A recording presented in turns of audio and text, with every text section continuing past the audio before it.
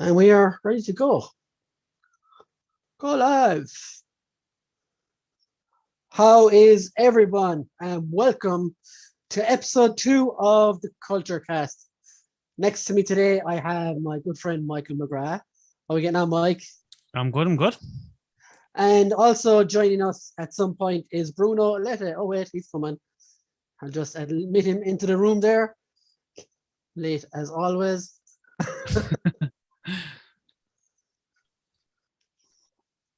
We might as well just wait for him to arrive now. I'll just read the comments while Bruno's hopping on. So Let's Survive Paddy Plays says enough time for me to make a quick coffee. So I started off by saying we'd be live in 2 minutes, we'd be a bit late. Jonathan Redmond is here. He says, good evening all. And he said he's all good apart from being too hot and broke. I think we all know those problems. And Paddy says, same, well, collecting nuked my wallet from orbit just to make sure this month. Well, I know that too. Bruno, how are you? Hey, how's it going, everyone? Hey, You made it. How are you? I'm good. Who is this random stranger who I've never met before?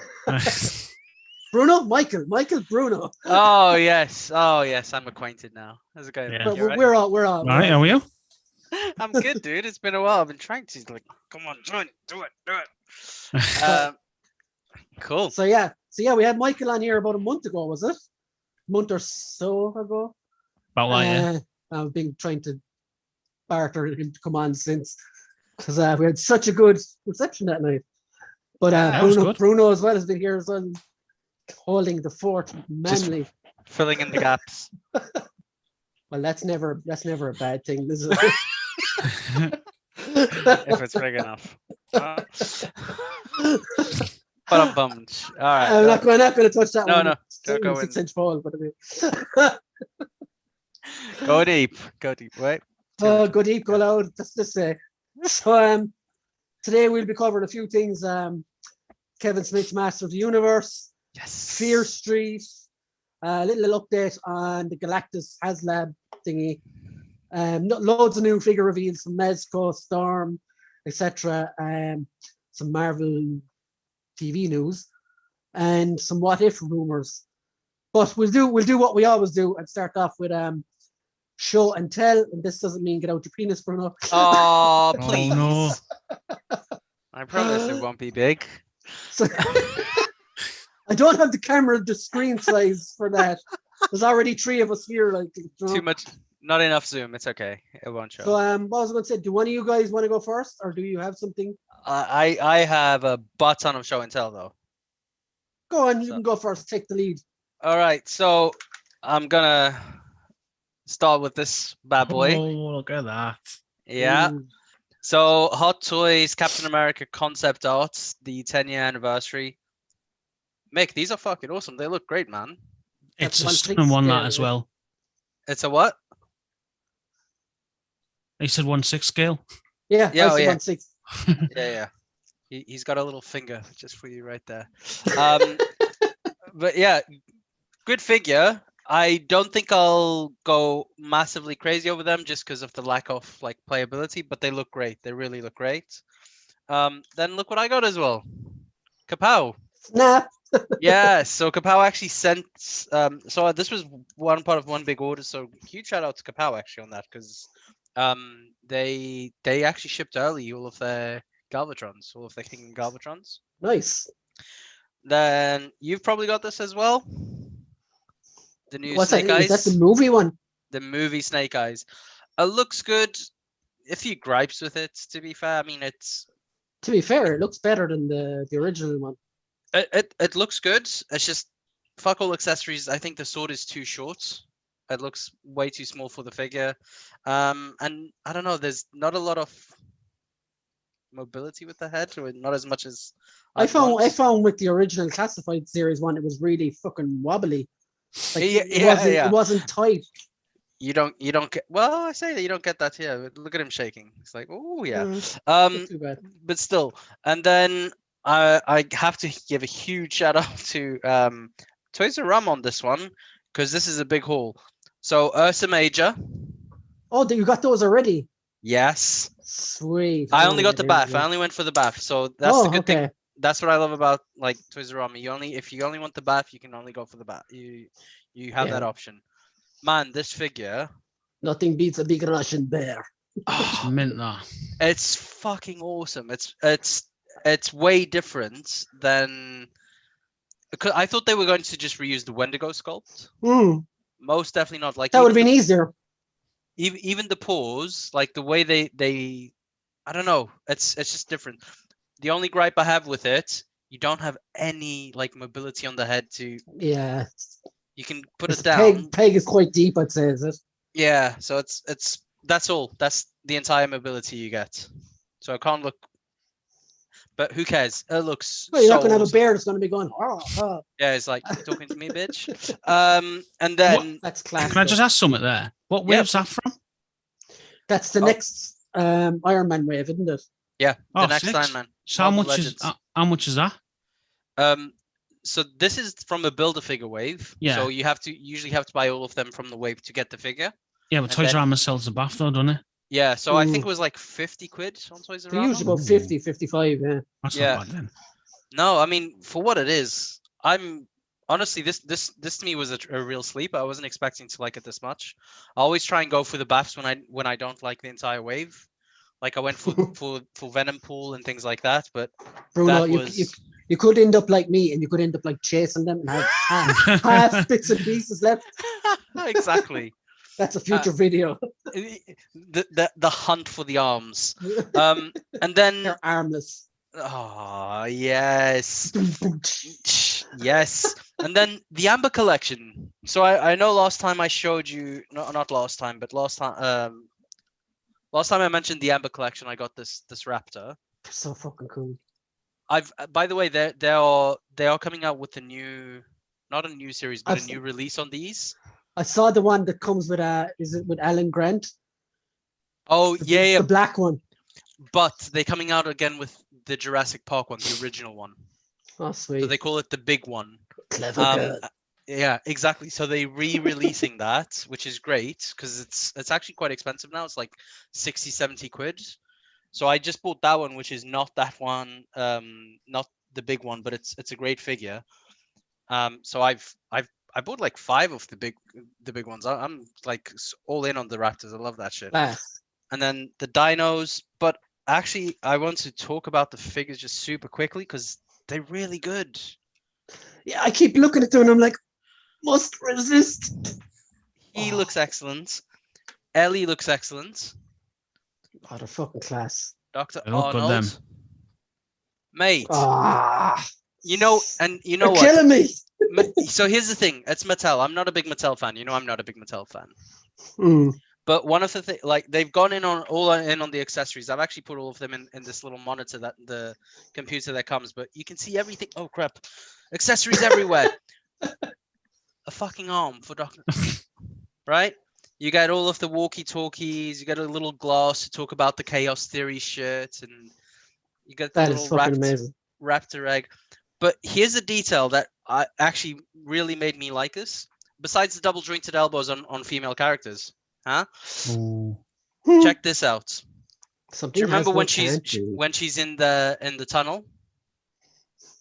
That they put a fucking thing that's- flashlight. It's stuck to her leg and she's running. Yeah, that's a flashlight. They've actually put it in. They've given you as part of that as part of the character. So Not to be confused with a flashlight. I don't have any of those. At least not in 6-inch scale, unfortunately. Okay, yeah. Yeah. I had to finish with a dirty joke like I love it. So yeah, honestly, I wasn't expecting to like these figures as much. you know, anytime I see that computer, I just think you're a man. That isn't the right magic word or whatever the fuck he says in it. That's not right. Oh fucking hell. I didn't go for him, but yes. Man, awesome. Anyway, I'll let the next victim go. Okay, so I bought 2 figures for peg warmer reviews, you know, like bargain bucket figures I do videos for. Beautiful. So one of them was from the House of X-Wave, Professor Xavier. Oh shit! Hello. Which was €12 in Smiths. Oh, nice. He's pretty bog standard, like, but he comes with if you can see it. Oh, reach! He comes with a pretty cool alternate head that you could use on the riders. the hover car version of Professor X. Ooh, man, that's So gonna I might awesome. do that. Drop my fire off. Also got this WWE Elite Bobby Fish. It's like €12. Or, Oh, no, sorry, nice. what am I saying? €10. €10. And Not bad that. came with an No. NXT title as well. And I bought him because I used to like the tag team he was in when he was in New Japan Pro Wrestling. Mhm. So I'm building a little New Japan roster as we go along. Yeah. So I got these as well from the Villains Wave. See, Death Strike. she's beautiful. I love her. Class.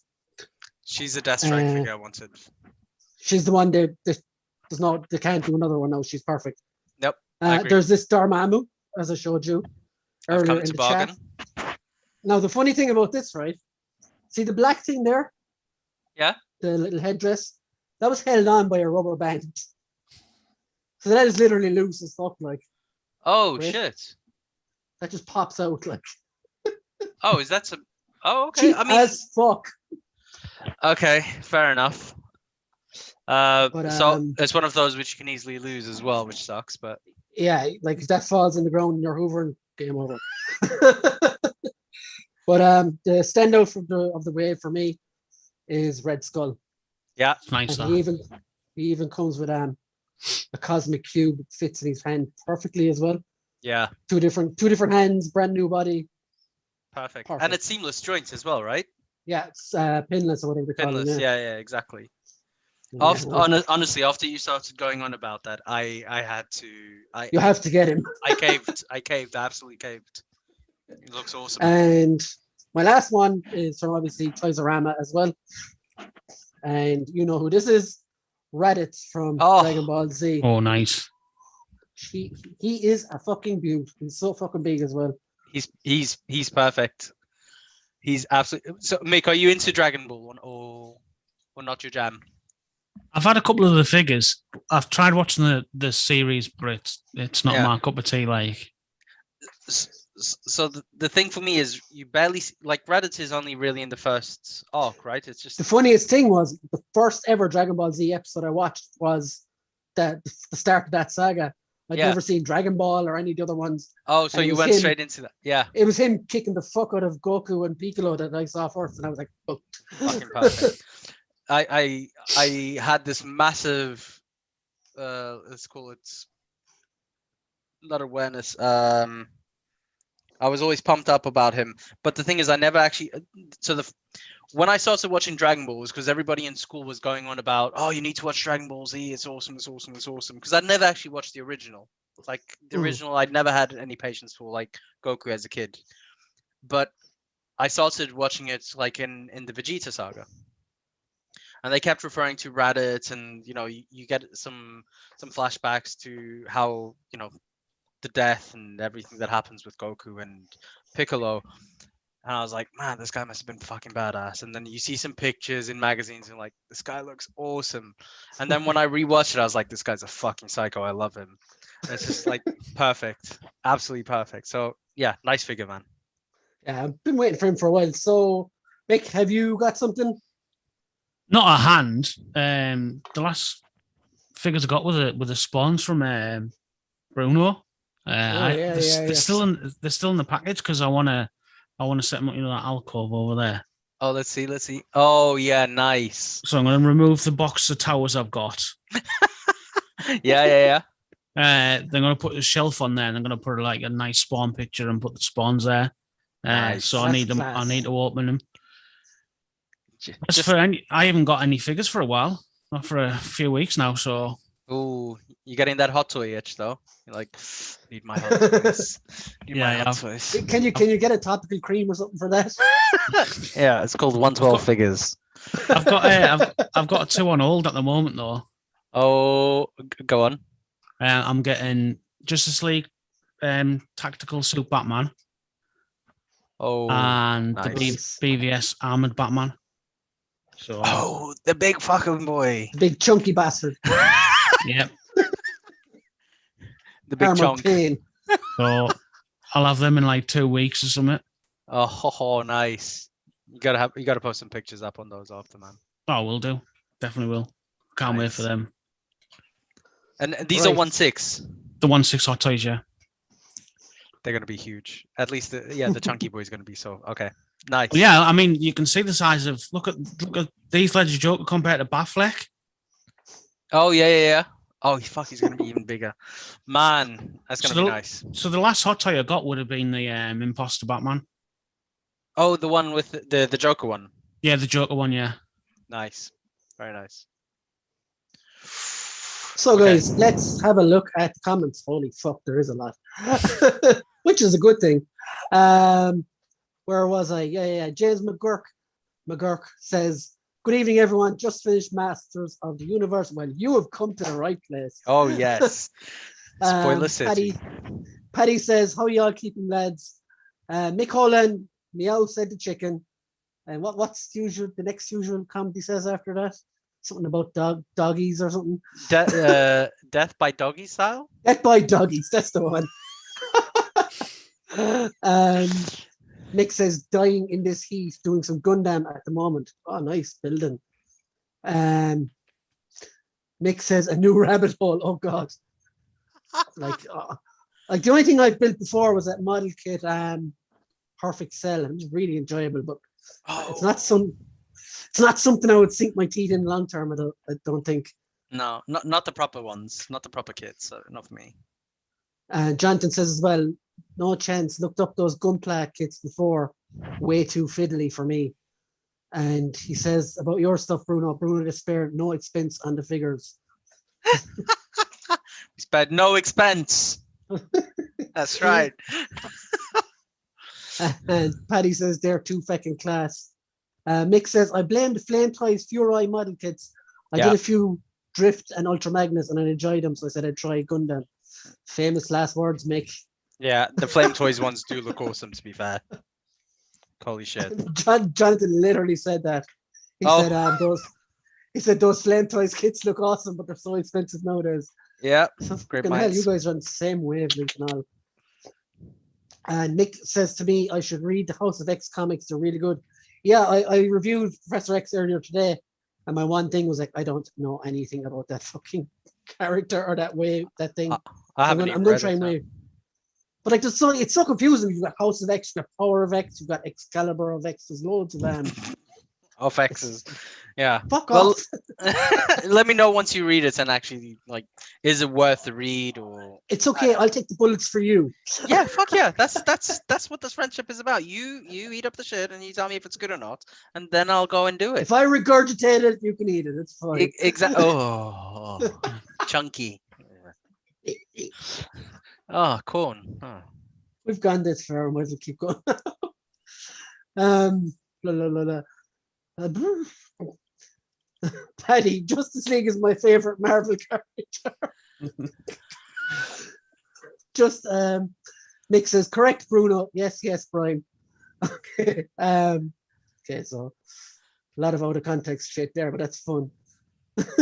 So next, Galactus update. So Bruno, have you backed it yet? Yeah. I backed it twice. I went for 2. Nice. So yeah, I think it's at like 8,800 and something now. Yeah. With 36 days left. And there's a lot of people like commenting on the various Legends groups and stuff. Oh my God, it's not going to be made. What are we going to do? I think they're panicking a bit early, don't you? So you have 5,000 units still to go, right? Because it's 14,000 for it to be built. They're at 8,800. So they have enough time. Wow, how many days again? 36? Yeah. Good question. Yeah, I mean, it's got plenty. It's 31st of August, it's finished. Yeah. Got plenty of time for that. And to be fair, so when did they announce it? Just to be clear, it was mid this. A week ago, was it? Yeah. Think about how many people who haven't been paid, who don't know that it will come out only after it's been fully backed, that haven't backed it. And like, go on. Yeah, and I was going to say, like, I'm definitely backing it, but I haven't yet. Yeah. I'm sure there's a lot of people like that. Oh, like, people waiting for payday, yeah. I'll do it tomorrow. Whatever. Absolutely. People waiting for payday. I fully get that. But they're probably just lackadaisical as well. It's like, it's not until August. They'll do it later or something like that. Yeah. I think it'll fly. I think it'll go past 20,000 personally anyway. I 20,000. You reckon? Well, you're going to have the stretch goals anyway. So once they start announcing them, True. you're going to have people going, "Oh, I want that! I want that!" But I wonder what how big the stretch goals are. I think they'll be the rest of the heralds. If I'm honest, they already showed a new picture with like Surfer and Nova. Yeah, but I meant the numbers, the quantities. As in, do you think it'll be every 1,000 or every 2,000? Maybe 2,000. Yeah, I think Hasbro are going to be sneaky like that. To be fair. Well, they are money grabbing cunts at the end of the day. Like, I mean,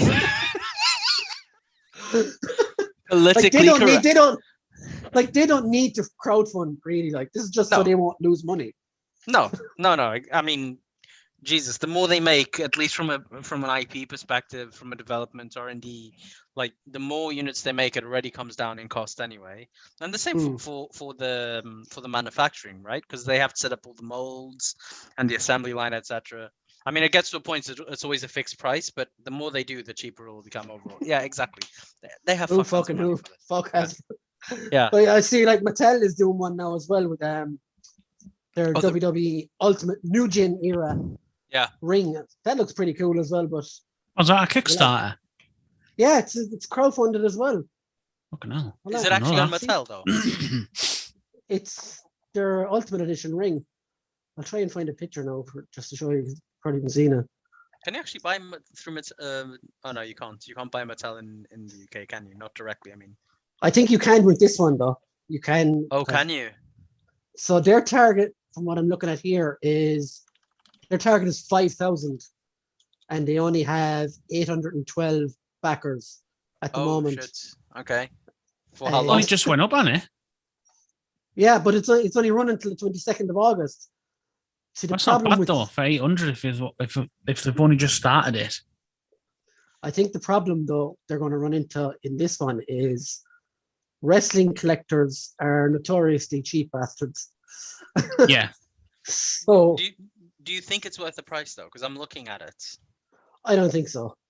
That's the problem. I think that's the problem. What's the price? Look how much it is. $250. Yeah. It's pretty cool, like, but no, fuck that, man. Mate, no doubt. But the thing for me is you're paying $250 literally for 4 pillars, a piece of cardboard. Okay, no, it actually does have wood underneath it as well. Oh, okay, fair enough. The ropes do look good, granted, and then that little like bit at the back, like the neon thing. Here's what you got: new generation entrance stage, complete with fabric curtains and 7 LED light modes. Authentically scaled Ultimate Edition ring features a plank base and fabric details. I still don't think it's worth the $250. I would have personally said like $150 max for that. Like the figure is what, $20? Well, no, they're Ultimate Edition figures and they're usually like 40. Oh, are they? So Jesus, serious? Yeah, because you've got the extra. See, Mattel make you pay for extra articulation.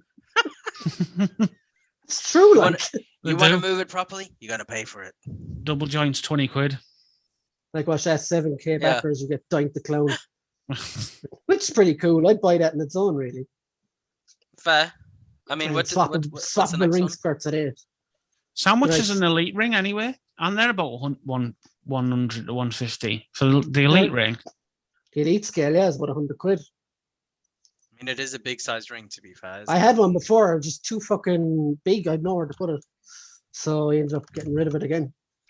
Yeah, I don't know. I think they missed a shot with that one, personally. Like, I don't know. Just my view. You can get like some rings for like 20 quid and an elite. Oh man, I got an AEW one for like 30 quid and it came with a fucking elite style figure, like so. Yeah, I'm looking at an AEW one on Amazon for like 32 quid with Amazon Prime. No, I'm sure it's not as it doesn't look as big.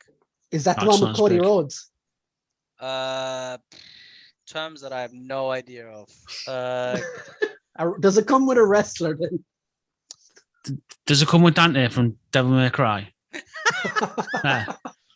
No, this is what I'm seeing. So hold on. You can't tell me it wasn't modelled on him. There you Yeah, go. a little bit. This is what I'm seeing, and you can see the new T-shirt that I'm gonna buy as well. That will also tell you what I thought about the show. But anyway, so this is the one, like 32 quid. So I don't know. This one right here. Oh, there you go. Go. Yeah. I mean, I get that the ring that they are showing is bigger, but I don't think it justifies that price. Plus, making it a crowdfund, I don't know.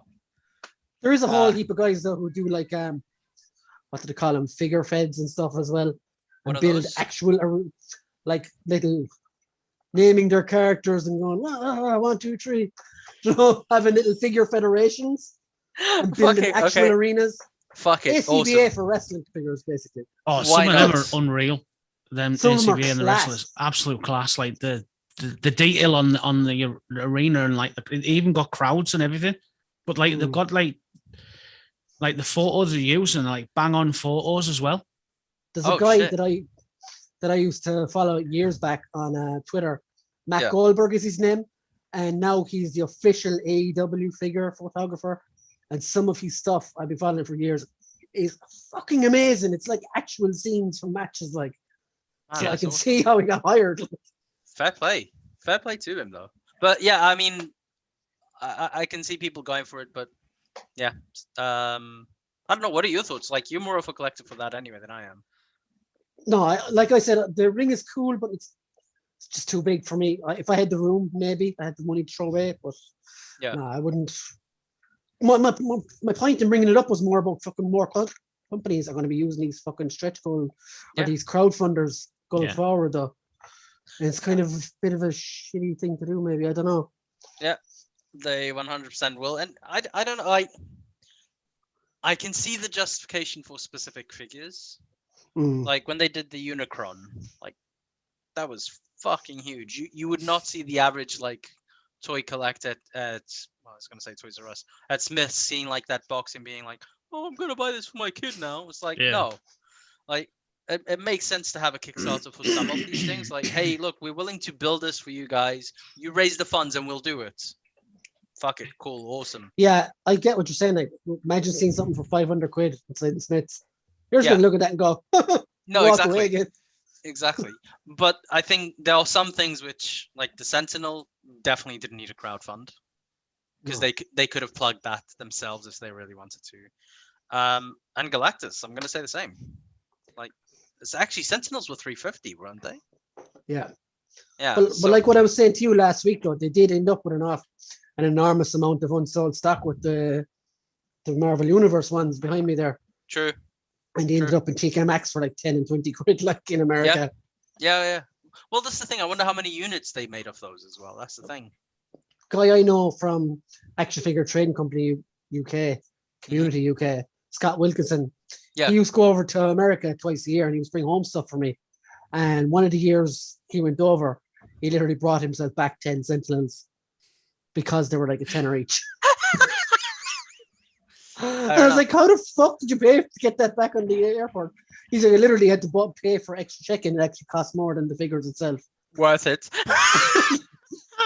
I would definitely do that. I would be willing to. Like when I went over to the US, I went for work, and like honestly, I had to get additional like luggage because I had like this trophy anyway, but I had a fuck ton of toys that I bought on Amazon and I got delivered to the office and it was like way cheap. I was like, worth it.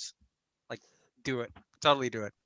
When I went to the UK about 6 or 7 years ago, I'd say I packed very, very lightly, but I was staying at my uncle's. Specifically to buy toys. We didn't have Toys R Us. We didn't have Toys R Us here at the time, and a lot. You guys have got the Entertainer and those other shops over there. Yeah. I like literally left clothes at my uncle's and tore everything out of the boxes and squashed them into every corner I could to bring shit home. I'm taking it home. And I posted a box home to myself as well. You posted them. Cheaper. Done. Fucking hell. Oh, I had to do it. Paddy Plays says my favorite X-Men arc is Triple X with Vin Diesel. Fuck's sake. Yes, Paddy. Jonathan says, I've been reading the House of X stuff via the high seas, and I have no idea what the fuck is going on. I think it might be the seasickness getting to maybe. Yeah. Arr. Oh, what was the stretch goals on the Razor Quest? Literally, Razor Crest. Yeah, I'm literally looking at it right now. So for the Razor Crest,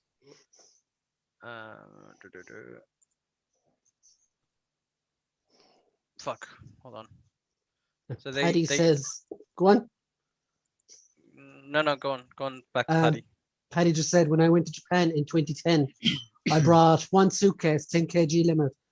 Coming back, I had that 20 kg and brought a second suitcase just for Revoltex and Figmas. That's so one place I'd love to go. But go on there, Bruno. Yeah, same. Where, Japan? Yep. Yeah, all those I'd go broke. side streets and those shops. I'd go broke. I'd go completely fucking broke there.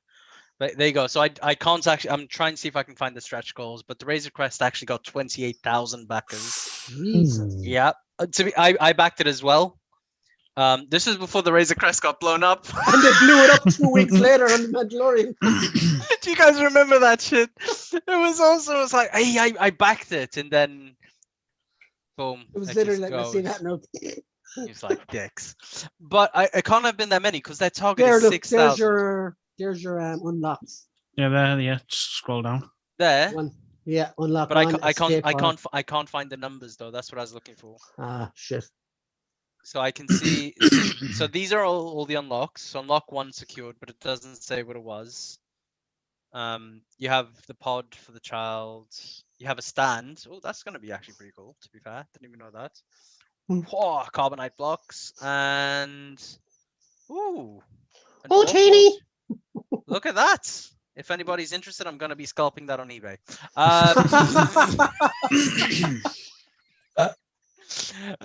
So yeah, like we said a few weeks ago, it's not scalping if it was always available at some point. That is true. Thank you. I like it. Yeah, but I can't actually see the goals, but this is what it was. Like 28,000 is. I thought this was actually quite a lot for what it was, as in the quantity of people who funded it. But it does look good. It really does look good. Like, can you imagine they did the 6-inch version of that? Like, my god, that'd be amazing. Speaking of which, like, once they've done Galactus, what comes next for Marvel? Fing Fang Foom is the only one I can think of. I don't know, man. Like, yeah, I suppose they could. I don't think he's well known enough because I think a lot of the Sentinels have had enough exposure in like other media with like they've been in the cartoon, the movies, everything. Really. Yeah, Fing Fang, like, fuck it. I only knew about him, no bullshit, because of the toy, because of the bath, because everybody was going, and I was like, what fucking character is this? I was like, was it that early Toy Biz line in the 90s? It had all different versions of him. The Iron Man line, there was like a silver one and an orange one. That's where I heard of him. I loved that line. That line was awesome. I still have my original one of that. But yeah, I don't know. They could do a lot of shit. They could do a Cerebro. That would be a bit stupid, to be fair, because that would just be plaque. I'm trying to think. They could do the Fantastic Car, which would be a bit naff, to be fair. No, I don't think many people would go for that. I'd love a Fantastic Car would be a great stretch goal on this thing, but it's too big. It's way too big. Like that will be a whole thing on its own, I think. I'm trying to think. Like you guys have a think. I'm gonna have a think about right now. Which other Ego the Living Planet is another one. Oh, that's not a bad shout. But I have seen like some 3D printed versions of that, to be fair. So have I, yeah. Yeah, so I don't know how that would work, but yeah. Go on, Mick, help us out. I think of anything. Maybe the X-Men plane. What's it called? Oh, the Blackbird. Yes. Blackbird, fuck yes. Okay, actually, that would be a cracker stretch. Like that would be awesome. Yeah, that's the one I'd go with. Fair big. Yeah, I still the one from the movie. Oh fuck, Blackbird. Was it X-Men 3? That one that come with. Oh, that was out with. No. It was the one. It was this one. Hold on, I'm gonna show you. This motherfucker. Wait, nope, not this one. This one. Nope. Yeah, this one. Yeah, definitely this one. This one. This is the one I have from the X-Men movie. Oh, that's pretty cool. I rather the more comic-y animated looking one though, personally. Yeah, like how good would that be? Look at that. Oh, what the hell? No. It's even it's too big though, isn't it? It'd be massive. Yeah. I would rather they do something with the classified line. Well, they definitely will do vehicles on that. Yeah. Like Night Striker or whatever they call them. But actually, did we speak about Super 7 last week? We did, didn't we? We did. We rampaged on about Super 7. Fucking dicks. But yeah, go on. What were you gonna say? I was going to say I watched an interview with that Brian dude that's over that with Pixel Dan a while ago. God, that guy's a dick. Him, the NECA guy, and the Mezco guy should just like bump uglies and. The NECA guy isn't too bad. At least he's straight out about being a prick. Oh. Okay, fair enough. But yeah, I mean the Blackbird jet. That's a good shout actually. But I honestly can't think of anything else that I want to see. Personally, it'd be Fing Fang Foom for me anyway. I would back that. Yeah, I'd back that.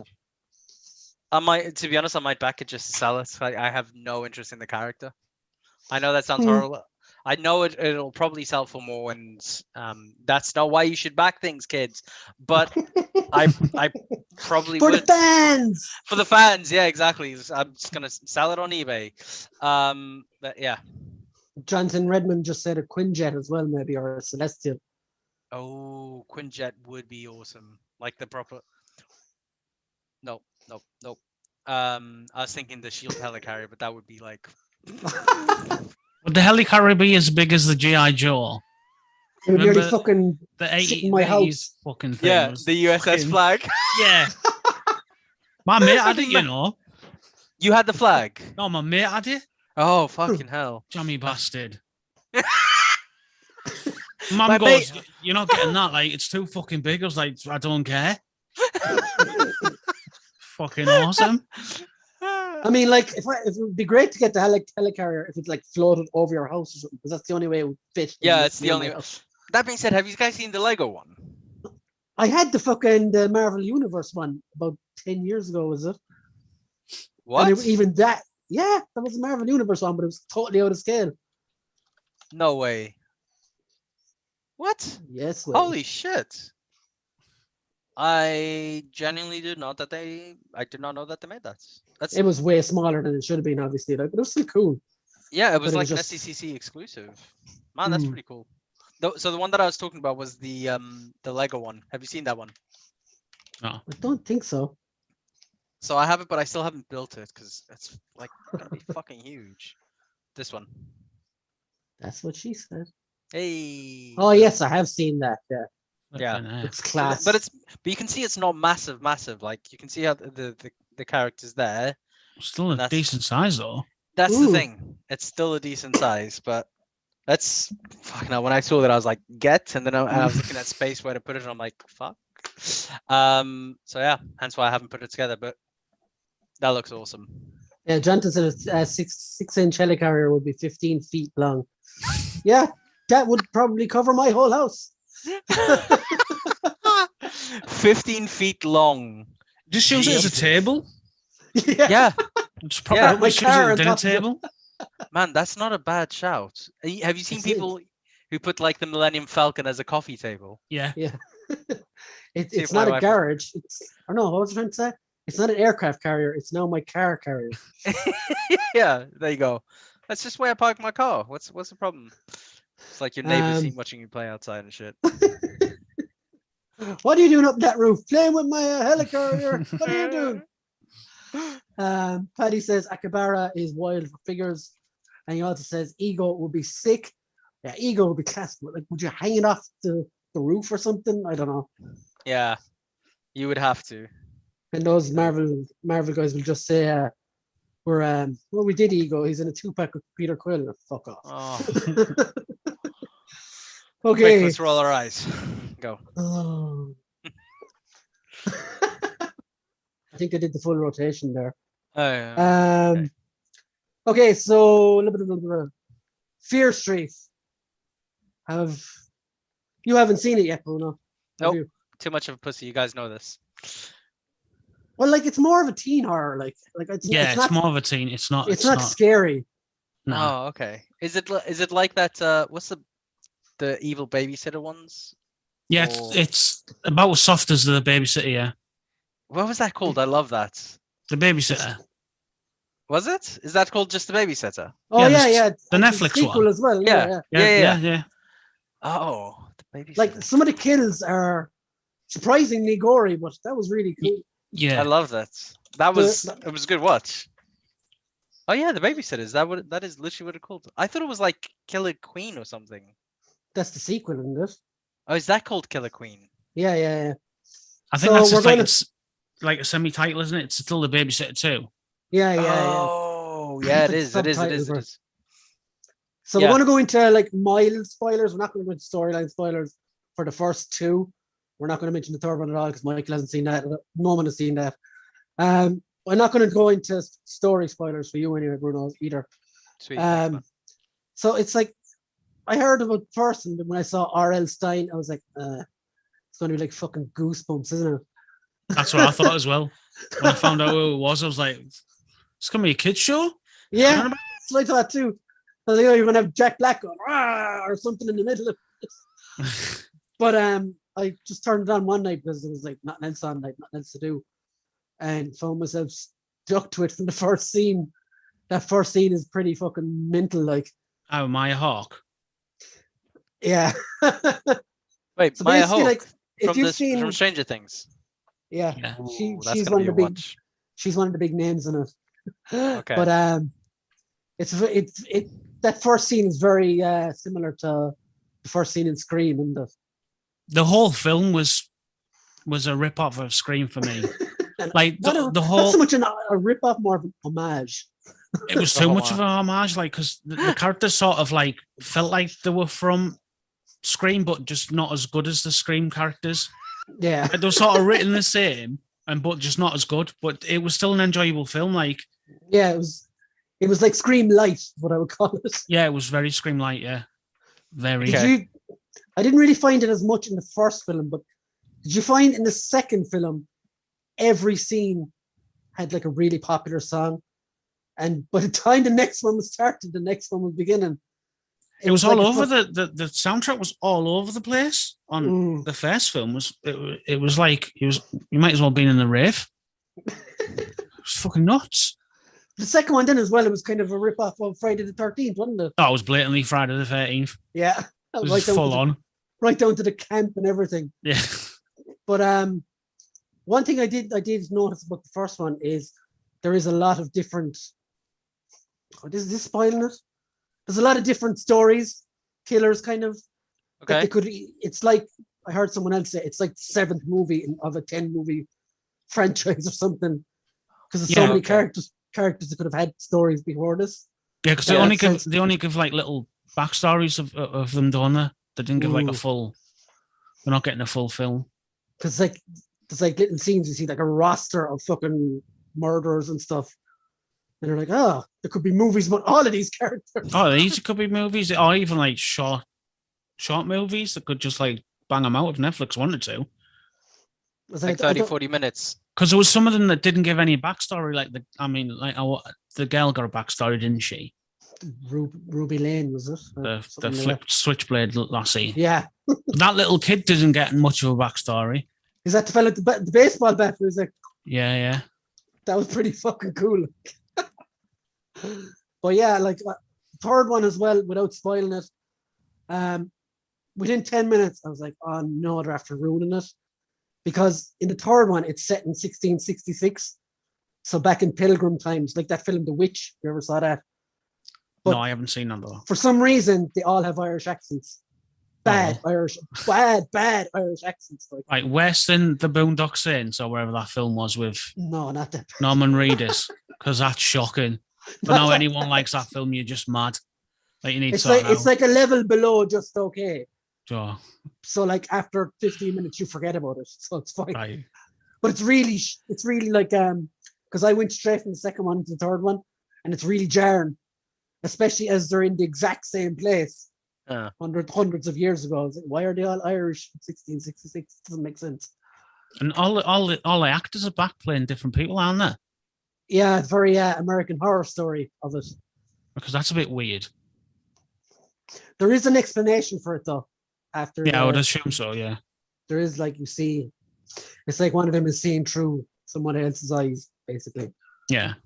So she's seen her version of the events through the older character. Yeah, you have to watch it basically. But worth a watch? Yes, definitely. Okay, I'll add it to the list. Fuck's sake. Okay. am I gonna piss my pants? No. No, it's a nice light one. Like, it's not scary. It's more like it's very teeny bopper, and it's very like kills are class. Yeah, I'm terrified. I'm terrified of teenagers. I'm terrified of teenagers. You'll own one soon, so get ready for it. I know, yeah. I know. All right. Enjoy the quiet life whilst I can, before she goes around terrorizing me. Hopefully not murdering people, but yeah. I mean, yeah. Because like if she does, you'll be the first to go. Like, whoa, who's gonna help her bury all of those bodies? I'll do it. Daddy will help. Like, come on. Yeah. Just don't kill me. Don't kill me. Not. Let me be the lost. I'll help you do a bunch of bad stuff, and help you get away with it. We can blame your mother. No, anyway. Cool. Let's carry on. Paddy says, haven't watched it yet, but I've heard mixed things. Heard it's ADHD editing. Yes, very much. Yeah, it's all over. It's all over the place. Yeah. It's like watching a rave, you said, Mick. Yeah, it is. Still mad to watch all three of them. I read the Fear Street books when I was younger, and they were more young adults than Goosebumps. Yeah, it's very it's not like Goosebumps at all. That was just my misconception when I heard R.L. Stein's name in front of it. But no, it's very much more teen horror, and good teen horror as well. Yeah, good teen horror. Yeah, there's some really satisfying scenes in it. Like, yeah, there's been a couple of decent teen horrors recently. Like obviously The Babysitter, These, and Happy Death Day to You. I watched the second one the other day. And it's a bit mad, but it's really good. Like, I really enjoyed the first one as well. But the second one was mad. Have you seen the one with Vince Vaughn where he like swaps with the teenager? Is it out yet? I don't think it's out yet. It is. Oh, is it? Oh, yeah, I'm on that. That looks brilliant. I can't think of the name of it, actually. Angry? Freaky something, isn't it? It's just freaky, actually, yeah. I think. With Vince Vaughn? Yeah, it's like a Freaky Friday, but a horror twist. Oh, Freaky. Okay. Yeah. Freaky. Is this not with Oh no, it's not. I thought it was Amber Heard. The Blonde Lass has been in a few films. That's just real life living with Amber Heard. It does, okay, so does it not look like Amber Heard? Just I saw that, so I was like, I'm not watching she's this. Yeah, she is. Yeah. Yeah, she's in Cockblockers, isn't she, with John Cena? She's his daughter, isn't she? In that. Yeah. Why do I know? No, she's not his daughter. No. I haven't watched Cockblockers yet. She's the girl from fucking Pokemon. That's who she is. Oh yeah, she's in Pokemon as well. Catherine Newton. Detective Pokemon. That's quite funny though. Yeah. She was in Ant-Man and the Wasp as well. But yeah, Paddy said there, have you seen Freaky yet? Amazing. Same director, Chris Landon. But yeah, I really like Freaky. It was a lot of fun. It was actually out last year, Mick, so you should be able to get it by now. I need to watch it. Definitely need to watch it because I haven't watched it yet. It's really funny. I really liked it.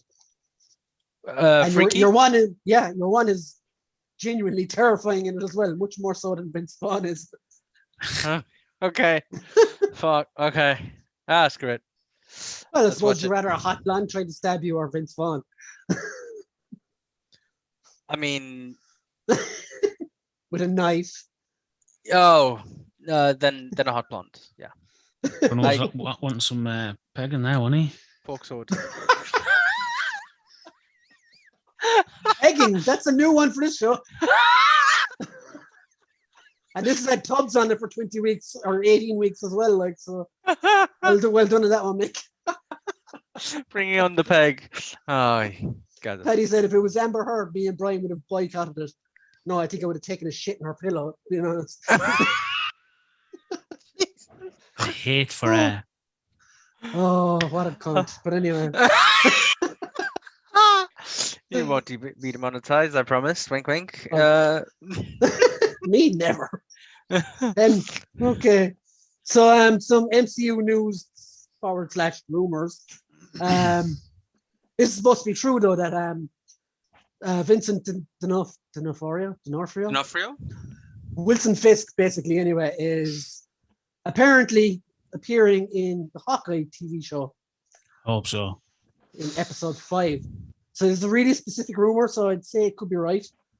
Along with Daredevil and Matt Murdock's supposed to be appearing in She-Hulk as well and in Spider-Man. So maybe the Netflix characters are coming back to the MCU. Hope so. That would be pretty fucking cool. They were class. Though. And the Netflix Daredevil was amazing. Yeah, I think D'Onofrio was... He was the best Wilson Fisk ever. I mean, exactly. He really was. Basically. Played him perfect. I loved Michael Clark Duncan in the Daredevil movie as well. Like, but yeah, but it's not the same. Like, you don't see the same psychotic. Like with Michael Clark Duncan, it's just looked like he was basically a gangster, right? Like he's this big guy. He's powerful. Like he knows about his power and he uses it to get where he wants. That to me is Wilson Fisk comics, by the way. But this one with Vince D'Onofrio, like, man, I was fucking terrified at one point. Like, a proper lunatic. He realisticized it. That's not even a word, but he made it real. He made it real. Like. Yeah, the door scene was insane. I was like, I'm watching a Marvel show here. What is he doing? Yeah, like this is some Goodfellas shit. Yeah. Excuse me, sir. I'm trying to close my door. Oh yeah. I'm so excited about him. Like I know they're probably gonna water him down. I know they say water down, but they've done some pretty fucking gnarly shit in the MCU as well. As we said, so maybe like obviously there won't be blood and guts flying everywhere. I think you still get the raw intensity from him though. Yeah. So I suppose a question for the group. Like, do you guys think that they're going to just bring him in blindly, or do you think it'll be a side effect of the multiverse? No, I think he's just going to be there anyway, and they won't allude to his past, which was back there somewhere. Maybe if him and Daredevil meet, they have to say something, I suppose. Yeah, I actually like Charlie Cox. I thought Charlie Cox played. He's brilliant as well. Yeah, he did. He really played that well. Yeah, like they have to bring, if they're bringing these guys in, they have to bring in Punisher as well. Yeah. Oh, God. The best scene for me across those series was the prison scene. Well, Punisher and Kingpin lets all dudes into him and he's just like stabbing going him. At it. It was fucking brutal, man. That's Frank Castle from Punisher Max. Yeah. Yes. Exactly. I think Barenthal is amazing though. Yep. I wish you guys have seen it. I have like a signed like it's not even a poster, it's like a commission. And I thought he was amazing. I thought he was a really good Frank Castle, like from a realistic aspect, right? We're not talking about it from a comic book perspective. We're not talking about like a big hunched dude, and we're talking just like, you know, you have the background, the military style, the action pieces, and just the brutality. Like, fuck. It's just the raw intensity that actor has. Yeah, yeah. We saw a little bit of it in The Walking Dead, and then it really fucking came to the fore in this kind of. Definitely. And even that scene where they're talking in the graveyard, himself and Daredevil, and he's calling him Red and everything. It's just pure comic, like. Yeah. Brilliance. They've nailed it. The only other Punisher I'd say, I really like this Punisher. And I thought he was really good, but I think people didn't appreciate. Was the Warzone? Was it Warzone? Warzone. Ray Stevenson, is it? Yeah, he was Volstagg in Thor. Yeah. That was brilliant. Warzone's absolute class. That was Punisher for me. Yeah, that was proper comic book. That was just super violent. Yeah, it's like, yeah, fuck it. I'm going through this building and I'm taking all of you motherfuckers with me. Like, done. that was a Punisher. That was Punisher Max for me. Yeah. I do have a soft spot for the one with John Travolta as well, though. I really like that Thomas Jane Thomas Punisher. Jane. Brilliant. Tom Jane, Brilliant. The fucking fight with the Russian and everything. Oh, the music. Kevin the music. Nash. The music playing in the background. Yes. Mystique in the apartment next door. Yeah, exactly. The dude just like singing opera or miming opera. Yeah. And Ben Foster is in that, right? Yeah. He was the guy who played Angel, wasn't he? Yeah, exactly. Yeah, I didn't dislike it as well, but to me, the one with Ray Stevens or Stevenson? I think it's Stevenson, but I'm not too sure. Not 100% sure. Yeah, it was Ray Stevenson. Yeah. Sorry, and yeah, Bernthal. Yeah, Paddy said Dirty Laundry, the Sharks as well with Thomas James class. That was brilliant. Yeah, it was fucking brilliant. Yeah, I love that scene too. Is that the YouTube one? Yeah, the YouTube one. The shark. Perfect. And Jonathan said, Brian, tell us how you really feel. They did talk about something to do with the Battle for New York in early Daredevil episodes, didn't they? They did. They did, yeah. They mentioned the Avengers. I think though when they initially brought those out, that was before the split between Marvel Studios and Marvel Entertainment. Yeah. As far as I know. So yeah. Jonathan says, yeah, Dirty Laundry was very cool. Not if it's your laundry, Jonathan. Yeah, I love that shark. And that guy, he did another shark, didn't he? About Venom, which is like, was it some journalist was following him around, and he led him up to this abandoned warehouse and then ate him. Wait, with Thomas Jane? No. This is Venom. I think I showed you this one, Michael. Maybe, but I can't remember it. I'm trying to think of Truth in Journalism. Truth in Journalism. That's it. Yeah. Nice. That was pretty fucking cool as well. Oh damn! I'm gonna watch that. That's 17 minutes. Definitely worth a watch. Yeah. I'm gonna post a link here for you guys as well. Yeah, it's awesome. Check it out. There you go. For anybody else that wants to watch it. Where were we?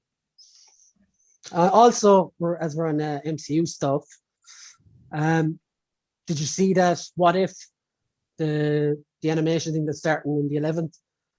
They've said that's actually going to cause ruptions going forward in the MCU now as well. It's not just a fucking one-off animation thing. So shit that happens in that will. Oh my god, that's gonna be great.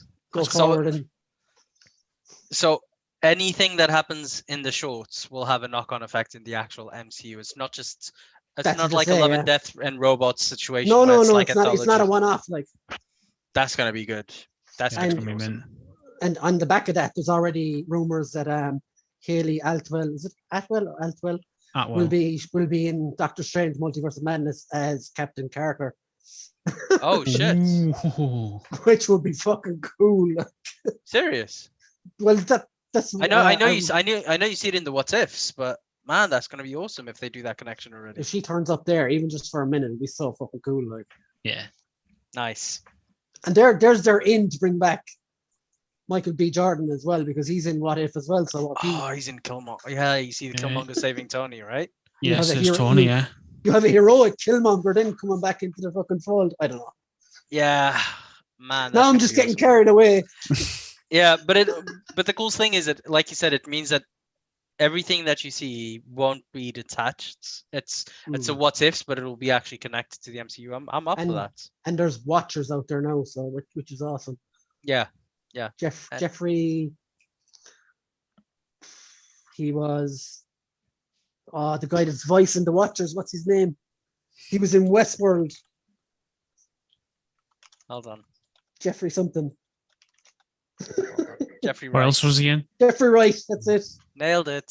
He's going to be Commissioner Gordon in the new Batman as well. What? Who knows our encyclopedia down here? Is he actually? Yeah. Fair play. I think he's in it anyway. Oh shit! Fair play. And this is in Gotham. I was actually right. No, the new Batman show or the new Batman movie. Oh, with Pattinson one. Yeah. Oh, man, that's gonna be good. Yep. So do you reckon that's gonna be a one shot, or do you think that will be a tie-in? The Batman.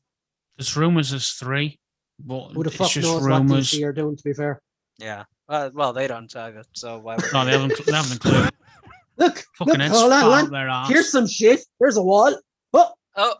Oh, some stuck. None We'll go with stuck. that. Sorry. We'll start again. Like, they're doing Shazam 2. Is that even part of the DCEU or what? Shazam, is it, or is it just its own shit? But like they're doing like Flash now, the Flashpoint thing, which is like multiverse stuff as well, isn't it? Yeah. This is their chance. If they want to restart and do it right, they can fix a lot. Oh, they could do it with Flashpoint. That would be cool. They could. That's what they're doing. I've heard they're doing a new 52 with Flashpoint. That's what they're doing. They're going to rewrite it. Like the Keaton Batman coming into this and everything. Which it's going to be the new 52. I'm excited to see him. Well, how far do they go with New 52? Because if you go back to New 52, Superman wasn't the Superman. It was a completely different guy. Yes, you have and Batman knew who he was. You have Michael B. Jordan then developing his own Superman with Val Zod. Yeah, for HBO, the TV show. Wait, so hold on. I haven't actually read the New 52. So in the New 52, Superman isn't Superman. He's not Clark Kent. What's no. He's Clark Kent. He's just not the Clark Kent from the original. Yeah, he's like it's like an ultimate, an Ultimates edition, right? Yeah. So I think the only 2 people who knew who he wasn't the proper Superman, because they eventually brought the proper Superman back, was Batman and I think Barry Allen. It was a mad read, because my mate Ronnie was mentioning it. I was like, wait, that's not the Superman we've been reading. This is a completely different character. He's like a variant of Superman, basically. Yeah, like a variant, yeah. Oh, fuck. Okay. Even their comics throw shit at the wall and see what's... Yeah. Okay. There was some good stories from New 52, like The Death in the Family. They redone that, and that was the brilliant. Batman stuff was usually really good, though. And Court of Owls was phenomenal. Okay, I'm definitely gonna have to have a play around and see if I can watch that. You won't be having a play around on this podcast, my friend. Oh, that type of podcast. OnlyFans. That's the OnlyFans edition. You could subscribe for just €3 a month to catch Bruno's OnlyFans. Yeah, bring your own tissues though. I'm joking. Fuck me. I was serious. I'm joking. Okay. Okay, so next on the thingy that I have here, I know this won't mean fuck all to you, Bruno, but Mike, I said this to you the other day. CM Punk making his long-awaited return to the wrestling ring. Did you hear the rumor he was fighting them both together? He was going to WWE, then he was going to AEW, getting a price. Going to WWE, getting a price. Going to AEW, probably getting was, a price. because he can do whatever the fuck he wants. But is he getting the AEW contract he wanted with WWE, where he was allowed to put the sponsors on his shorts? No, they wouldn't allow that. WWE definitely wouldn't allow that. Because that was one of the reasons, wasn't it, for him going? Because he was fuming. I don't think he wants to go to WWE anyway, because basically they all treated him like a piece of shit. So why would he go there? No, he wouldn't go back there. But you have Kenny Omega now, who is the current AEW champion, and is he a vice president or something as well? He's got 2 belts, hasn't he? He's got 4. Oh, he's got 4, greedy bastard. His gimmick. His gimmick is he's the belt collector. He's class, like. He's got. But anyway, Punk's going to take him, so. But he was openly talking about it on a podcast yesterday. He was like, "Oh, it's great that I'm going to be able to get into the ring with these 2 awesome guys. Maybe." He just tacked that on at the end. So him and Daniel Bryan are supposed to be signing for AEW, which would be like the equivalent of Hall and Nash back in '95 signing for WCW. Pretty much, innit? So this is AEW, right? Yeah. All Elite Wrestling. And what was it? WWE? That still exists? Unfortunately. Yeah. And WWF? No, WWF. That's the worldwide. The Pandas. The Pandas won that one. So I remember when there was when there was WWE, there was something else then. There was TNA as well. Ring of Honor. TNA? NWA TNA. So WWF era was WCW. Yep. The Monday Night Wars. And ECW as well. Oh, ECW, yeah. Holy shit. Okay. Then Vince went, I'm having both of them. Cheers. Well, Michael, did you see, you know Zack Ryder? Yeah. Matt Cardona or whatever. He went into, Bruno's going to be so confused in a few minutes. Yeah. He went into GCW last night and won their world. Oh, GCW. He won it. Yeah. Sick. Basically, they're like death matches. Yeah, I've seen him jump in the ring a couple of weeks back, and he pulled the hood up, and he was like, all that crap. But the crowd fucked bottles, pizza cutters, cans, everything at him when he went fighting last night. Pizza cutters. I like him, though. What? I like Zack Ryder. I thought he was brilliant in class. WWE. He was so fucking stupid. What was his kick called? The bro kick or something? It was like a rugby, like a American football punt, wasn't it? The woo kick or something like that. I can't remember.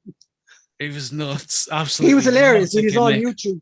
He did his own YouTube show basically, and WWE stopped him doing it because he was getting popular by himself. Who's this? Zack Ryder. Who's the guy who when he did that interview and he insulted that the reporter? It was like fake. He wears like a Burberry scarf. Who's that guy? Oh, MJF. He's in AEW at the moment. He's amazing. That's the fake Miz, isn't it? He's better than the Miz. He's fucking hilarious. I don't even watch wrestling. You know I don't, but that guy's fucking hilarious. He's an official Facebook page where he like posts like news and stuff. And when fans comment on it, he actually goes on it himself and takes them to bits. It's fucking hilarious. Nice. But yeah, so let's move away from this niche stuff. Where were we? Okay, so just gonna read the jokes. I was going to say the comments. The jokes. That's what he thinks of you guys. Wow. This is your YouTuber. Joe Lynch directed that short. Yeah, Adi Shankar produced it. Me and Joe chatted for ages about that. It's the journalism one, I think. Jonathan says, so Marvel zombies in the MCU. Oh, can you imagine? That'd be so cool. That'd be so cool. Paddy says about DC rushing to the multiverse just like they rushed to Justice League. He's not wrong. Valzad sounds like an actual Kryptonian. That's because he is an actual Kryptonian from the comics. Black Superman, which everyone hates for some reason. Jonathan Redmond. So who is Punk going to AEW, All Elite Wrestling? Excuse me. And Ringy says, I think he would just show how much he improves the current product. Daniel Bryan is confirmed. Jonathan says, I hope his run goes better than his UFC gig did. Oh yeah, he got beat easily twice. Yeah. When he decided to try UFC. But if in fairness, fair fucks to him for trying, like, because I wouldn't try it.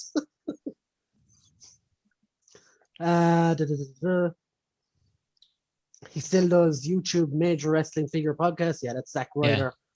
Yeah. And the other fella? Kurt Hawkins. That's him, yeah. And MJF is hilarious. Mick Holland says, I thought we were friends, bro. We are friends. I'm all your friends. Okay, so what we got next? I think we should talk about the elephant in the room, which is I have a name. Be respectful.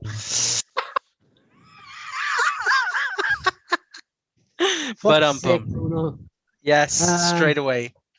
So He-Man of the universe. He-Man of the universe. Go on. Masters of the Universe. So like I named this podcast, which I don't usually name the podcasts, the weekly ones, but I said Revenge of the Man Babies or the He-Man Babies. God.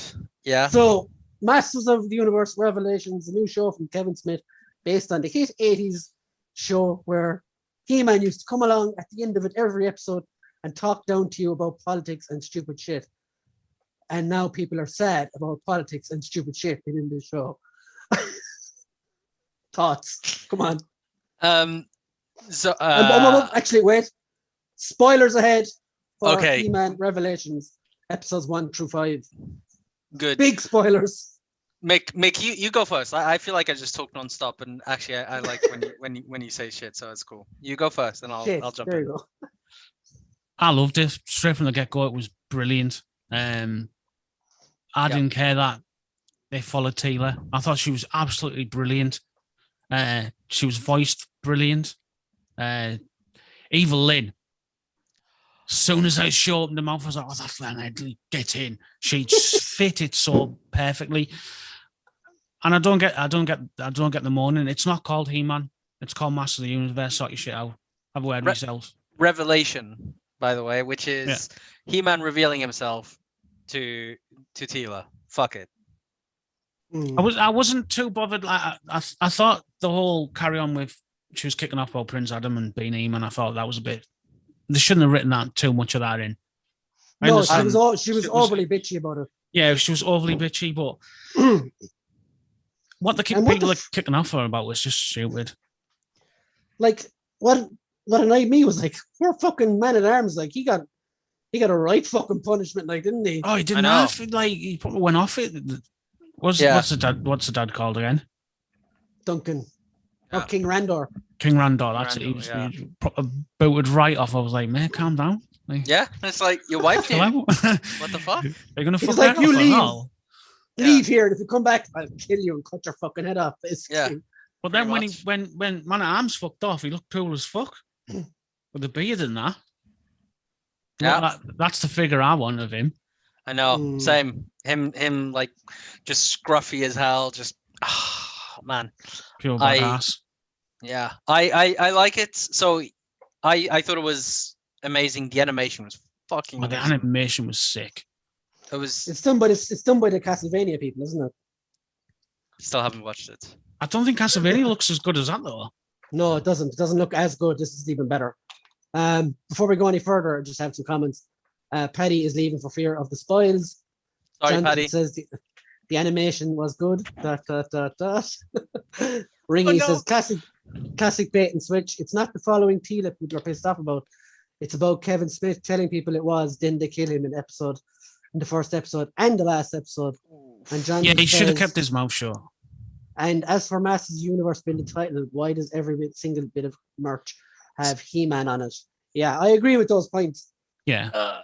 So I'm sorry. No, I disagree completely. So here's the thing. Him being killed in the beginning gave us to see what impact he actually had on everyone, right? Like without He-Man, without magic, you got to see what the kingdom was like. World was dying, basically. Yeah, it all went to shit. Like, and you had the Triclops cult, which I fucking loved. I love that. So fucking intelligent. It was beautiful, right? And then, do you remember when you shouldn't have been his bitch, though. No, I agree on that. But then you also had the cult followers were perfect. When you see that guy taking the thing and his arm becoming a saw, and like you see his daughter. That was really cool. Yeah, but then you see his daughter and you're like, whoa, like fuck, like she's gonna get saved. And then just as Tila goes to save her, like she's like, nah, fuck I wanted this shit. I'm gonna cut you up. And it's like, oh, these people are fucking crazy. But it's perfect. The thing is that I'm gonna rant on about this. Sorry. This is why I let you guys talk. Rant on. This is why I let you guys talk first. He's not dead. Like, it's obvious he's not dead. They killed him in the first episode so you could get some more backstory on everybody else. You see him seemingly die at the end of the last episode. He's not really dead. Like, there's no way. Even Kevin Smith said, like, why would Mattel, who owns the IP for it, let Kevin Smith kill off He-Man? It does not make sense. I think as well, to answer some of the other questions there, I think obviously He-Man is going to be the forefront of all the merchandise because he is the titular character for the show. If they tried to sell us on Tila and Man at Arms were all the main things, people would be up in arms like, where the fuck's He-Man? So it's like you're caught between a rock and a hard place. Yeah. And neither one is comfortable. So no. I think the big two mistakes he made. One, as someone already said, he should have shut his fucking mouth and waited for it to come out. Two, they shouldn't have released it in 2 parts because that should have been in one go. Now he has to deal with all the bullshit in between the 2 parts. Yeah. If he shut his mouth, that wouldn't be a problem anyway. So yeah, maybe, but it's quite smart. I know this. Like all of this bad publicity, it's still good publicity. It's still good, yeah. It's still more good. people know about it now because of all the bitching on Twitter. Yeah, and the other thing, like, it's been trending for the last 3 days, 2 days. Since it's come exactly, out, exactly. And the other thing is, you're gonna have all of these. I'm gonna do it like this: like woke people who would have had no intention of watching He-Man might now actually become fans as well because and they'll drive the numbers up. Yeah, absolutely. Like, absolutely. I think I think they were clever about it. But yeah, maybe he should have shut his mouth. But like part 2 is finished. Like I will say, if half of the people watched, like no, I'm not. They didn't.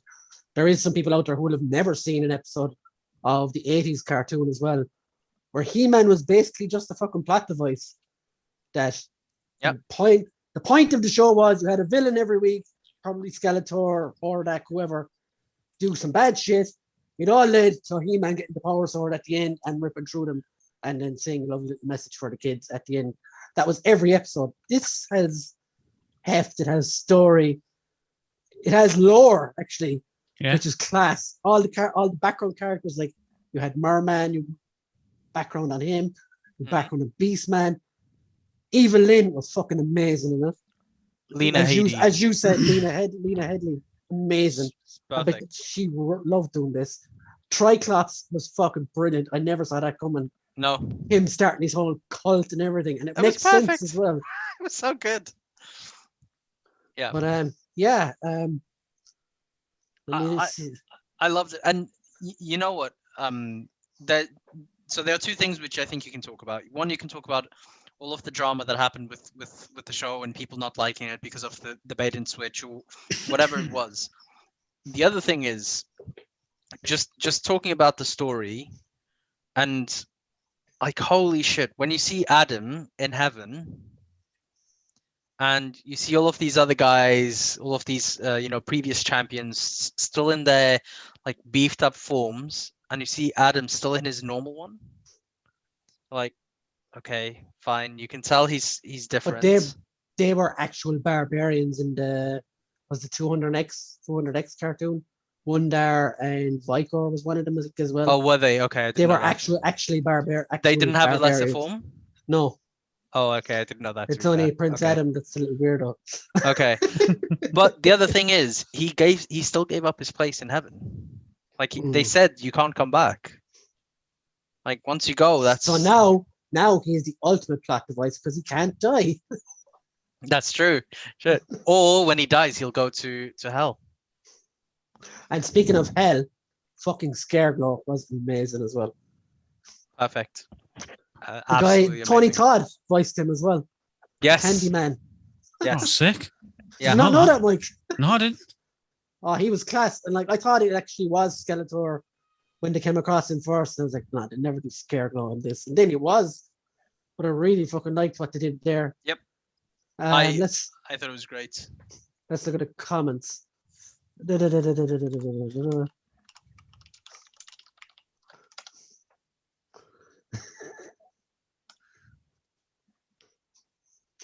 If they just admitted it wasn't a He-Man Central show, there would be no problem.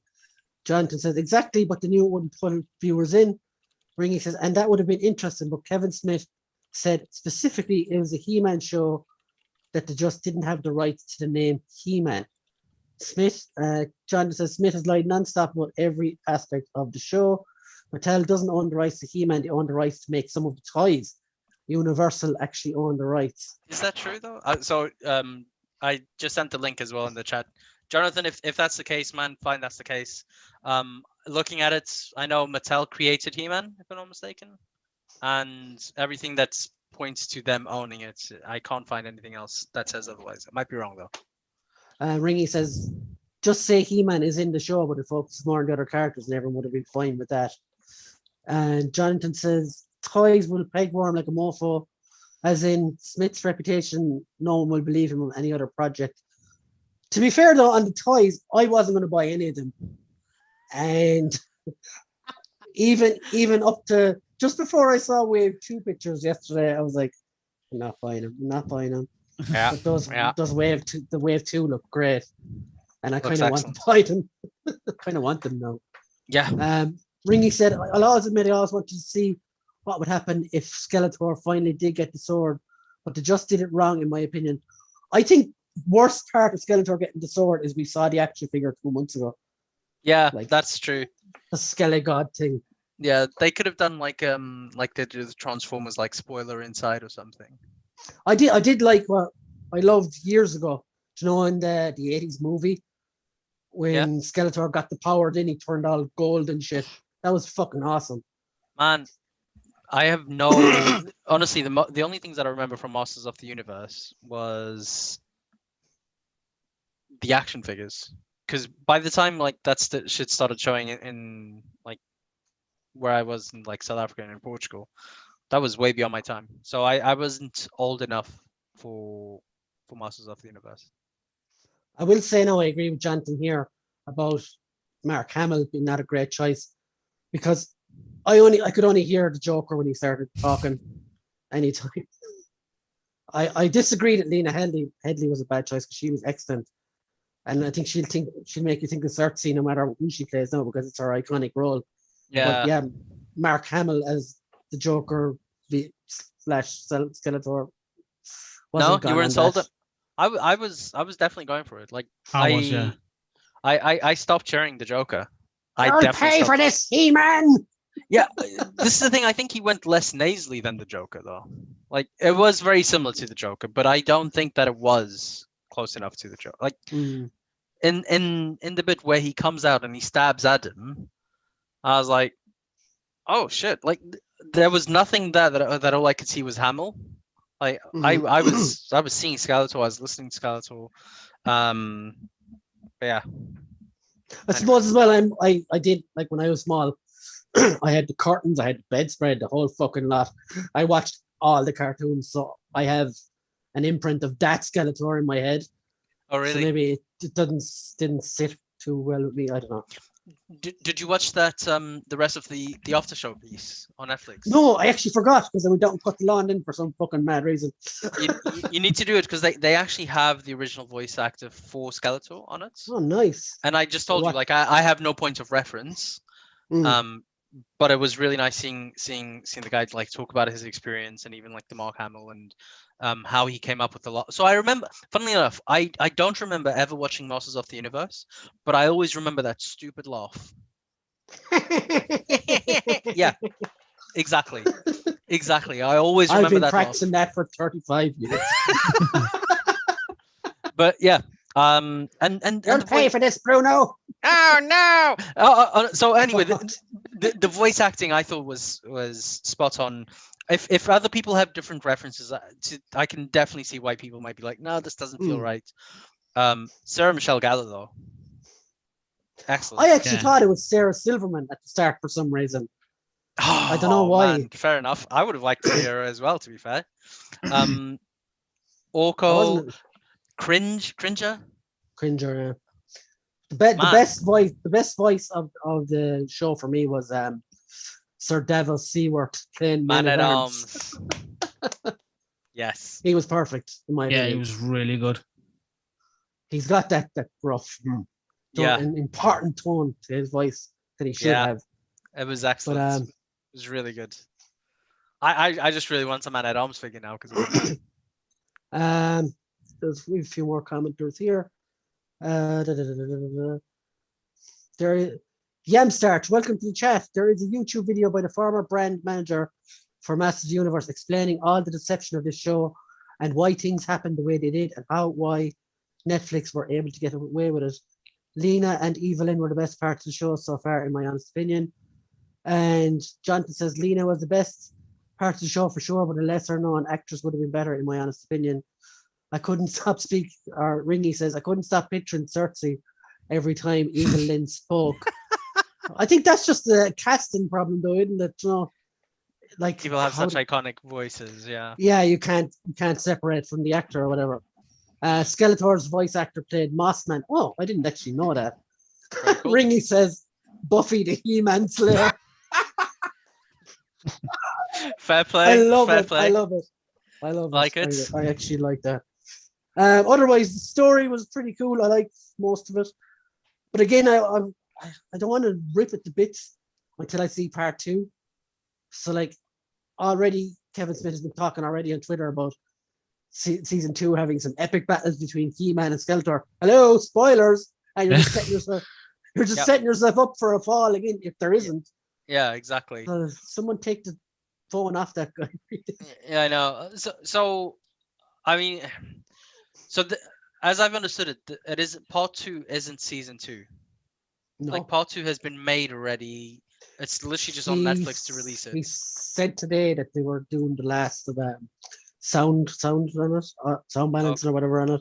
Okay. So it's pretty much done. But okay. And I don't know. the episode 10 they just finished scoring it as well today. So it's pretty much in the can, just switches here and there. Can we talk about the score actually? Yes. It's fucking epic. Yeah, I really liked it. I know. I think ever since you've had the Avengers, like you know that epic MCU soundtrack. Yeah, like everything seems to have a similar approach. It's like if you know, let's put this to the test. It's like the Superman effect from the 70s. I was literally about to say that the John Williams test. Like, can you hum the Superman theme tune, Indiana Jones, and then Star Wars? Like, if you guys can do it, like, someone have a go. I cannot. For the life of me, I cannot do it. I only watched Superman 78 for the first time in years the other day.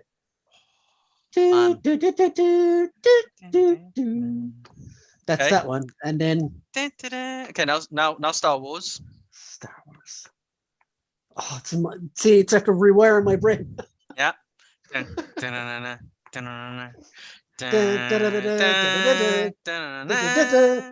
Exactly. Yeah, now Indiana Jones. I don't know that one. I know it, but it's not in my head now. Like. No, because they are so similar. Like they are so like it's all John Williams, right? Yeah. Mick, if you can do Indiana Jones, like I'm trying to work it and I can't remember the tune. So here's the thing: like if you listen to all 3 of them, and then you try and do it like that, my brain cannot just go. It's like yeah, exactly. And I've definitely done Superman into Star Wars. Yeah, I can do Superman into Star Wars. I cannot do Star Wars into Indiana Jones. Like fuck. It's because Indiana Jones is the lesser known of the 3. If you did that one first and then went into the other 2, I bet you'd be able to do it. Oh, fair play, actually. Probably. Yeah, fair. That would be fair. But I suppose to the point. So ever since you've had the Avengers, like there's always been this epic score and things like that. And there's obviously different variations that you have nowadays with movies and things like that. But I mean, like, they might as well just use the Game of Thrones team since they use most of the actors. Yeah, exactly. Fucking hell. No, but Skeletor is now a White Walker. Whitewashed. Anyway, I know. Femme-washed. Yeah, but I love the score. I thought it was epic. I thought it was really well done. And as it was playing, I was like, man, I'm feeling it. It's good vibes. Like, yes.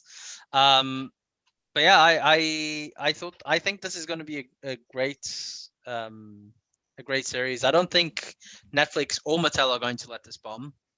Like I don't think they'll allow it. Honestly, it's been review bombed already on Rotten Tomatoes. Yeah, but fuck it, that's perfect. Let it review bomb. It just means more people will want to watch it.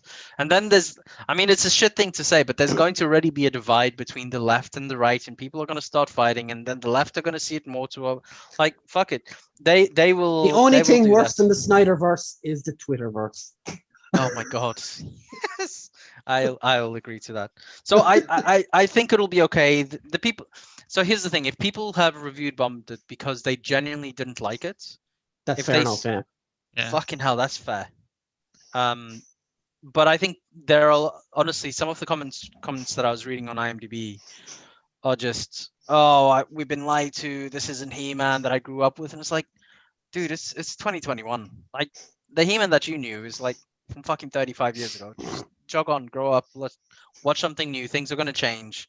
Just adapt to it. I think though that's a tad too harsh, because at the end of the day, I was kind of the same about Transformers. Okay. Because I wanted to see my Optimus Prime, and I still haven't seen my Optimus Prime. In this War for Cybertron? In any of the Michael Bay movies. Oh, yeah, okay. You're just seeing a murdering, retarded, stupid Optimus Prime. Yeah. But this is kind of the same. People want to see their He-Man, and I suppose they saw him for a minute, and then he was taken away. Oh my god! It's like, here, have this lovely present. But yeah. Now that first scene where he like shimmies onto Battle Cats. Like, I have to. Fuck yeah! Do you know what? That last scene reminded me of? Where he finally gets the sword and he's just about to go, I have the, and then Skeletor stabs him. Yeah. It's like, do you remember Age of Ultron? At the very end, where Captain America is like, oh, we've got some new recruits. And he turns around and he goes, Avengers? Cut the black screen. You're like, oh! Cock teasing bastard. So, like, when this, like, there is going to be a moment in part 2 when he actually does get the power swords and turns into He-Man and ruins everyone. Yeah. And everyone's like, oh my god, this is amazing. Again. Well, I'm gonna love it, aye. Yeah. I think it'll definitely happen. I think it'll definitely happen. And it's gonna mean so much more because you've waited for it. They've teased it out way too long. Yeah, definitely. Most definitely. Part 2, Skeletor kills Teela in the first scene. That's what people be wanting, all the haters. Imagine it. Probably. Oh. They're praying for that. Like, yeah. But let's go through some of the comments. Buffy the He-Man Slayer, that's amazing. No, it is part 2 of season 1. I believe it's either supposed to be 2 or 3 seasons planned if that gets greenlit. Did you see the podcast when Smith throws the Netflix rep under the bus for all the plot elements of the show? I haven't seen that yet. He is trying to deflect so bad now. He's trying to Bruce Willis Netflix and Matt Mattel right now. Amazing. Ringy says, in the after show, Kevin Smith said Netflix don't care about the hate or the ratings because they have 210 million subs, so if people hate it, they don't care. His exact words, no lie, it's on YouTube. And Yamstark said, and he actually said he took glee in killing Adam twice and pissing fans off. It's all slowly coming out. I mean, to be fair, if you get to antagonize people who are that hardcore about it. Yeah, I wouldn't like that now either, to be honest. No. Ringy said it doesn't matter if all those people who watched 30 years ago are the ones who are paying Netflix now. Apparently, if you don't like something, you're review bombing. No. Not. By the way, can I just address that very quickly? I think people are definitely entitled to not like something. That's fine. Yeah. Fucking hell, if you don't like something, say it, right? I think some people are liking it for the wrong reasons, and it might not be like. I have the comments here, by the way. I'm Starch. I'm not saying if you don't like it, it's you review bombing, dude. That's fair. If you don't like it, there are specific reasons why people don't like it. I think there's a lot of hate for it just because Teela is a woman, as opposed to it actually being a sidestep to the character. And that's what I'm saying about the review bombing. So not liking a TV show or movie, no, just review bombing. Maybe it's the guy claiming. Basically, there's a lot of art. There's a lot of volatile shit out there about Kevin Smith at the moment because it's because of him lying, basically. He did. Yeah. He talked too much crap. He should just shut his mouth, basically. And not. That's Kevin Smith for you, though. That is Kevin Smith for you. You can't say no to him. Yeah. No. You jump down your throat. In his defense, though, just for a split second, wasn't this script leaked like ages ago or something? Yeah. And he denied it all. Yeah, and that's why he should. I don't know. In that case, he should have just kept his mouth shut. Yeah, he just shouldn't have said nothing, basically. But Paddy. That's why Paddy Plays is back. He said I was lurking, but read a bunch of comments in chat. It kind of seems like Last of Us controversy again, from what I read. No, I wouldn't say that because like I think The Last of Us one was worse. the director of The Last of Us didn't make any broken promises or anything like that. Got let down for it, so He didn't lead fans down a blind alley kind of way. But and Yam Starts Below says, I wouldn't say it's The Last of Us 2 thing, it's just they lied about the core of the show. If they had come out right out and said what the show was about, I don't think it would have been as bad. Yeah, exactly. wouldn't it be? That's it. Like, I think The Last of Us hate was around the deception of using the main characters in the promo marketing, which, to be fair, sounds like a similar thing as an outsider. Yeah, I think though it's difficult to advertise this show without using He-Man, and if he was going to take the direction he was going to take, like especially in the first episode, there isn't any other way you could do it really. It just comes down to him acting the dick, I think, basically. If so, here's the thing. If he blatantly lied to people, I get why people are upset. If he said he didn't like the actual show, and if he's antagonizing on purpose, okay, I can see people being frustrated and like the hate for it. Like, okay, that's just being a dick at this point. I think if you take the show, sorry to cut you, I think if you take the show on its own merits without all that noise around it, it's a great show. It's a great show, it is. Yeah. But the fact that like most things come out, like I've watched 3 or 4 movies this week. I saw no reviews, no chat about them, just watched them as they are and really enjoyed them. One, I didn't obviously the Purge or whatever, but like, sorry, Mike. That's what I hate nowadays about a lot of things. There's so much noise around them. Like, director, shut the fuck up. Let it come out and let it happen, basically. Fucking. And then you have the fans up in arms before they've even seen 5 minutes of it. Why? That's the thing. Why? That's the problem. That's my problem with it, and I think like I know we Twitterverse. I know we didn't get to talk about the Last of Us ourselves. I know you and Sam, and I know you guys had that talk. But I was seeing 2 different podcasts. Yeah, I know. One with Paddy in the comments, and Tubbs was the other one, and myself and Mike and Sam Geertz the other one. But go on. Yeah, but the point that I was trying to make, I you guys know I love my memes. I'm on a lot of meme pages, and before the game was even released, there was obviously a spoiler of what had happened to Joel, and before people played the game, it was leaks again, wasn't it? They already got leaked. Yeah, they were already just smashing the game. They're already bombing the game.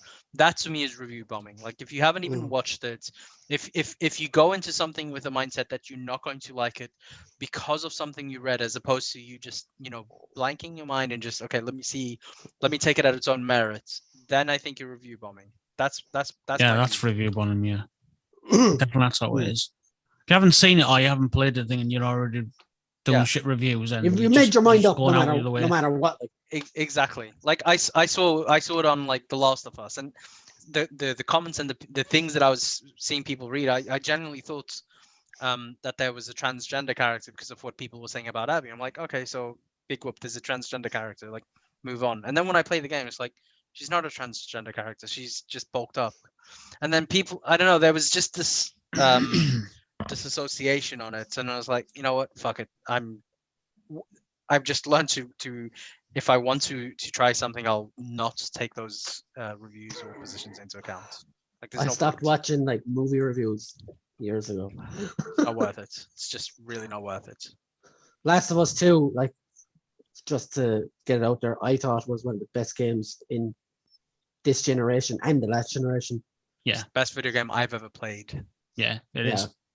It made me feel so many feelings, from anger, despair, so mad, so sad, so happy. So happy. It was anger, despair, like everything, and it was a murderous rage. Fucking hell! Yeah. Why did you have to go from back? both sides? Yeah. And then you lost. Yeah. Anyway, I am not going to. Nope. Fucking move. It's great game. I love that game. Anyway. Yes, this is another thing now that he claimed to be a huge He-Man fan only to come out and say he never liked the franchise. He did actually say that. Oh shit! He wasn't a fan. Yeah. I was more of Thundercats anyway, so I'm with Kevin Smith there. He probably wanted easy better. Thundercats was easy better than He-Man.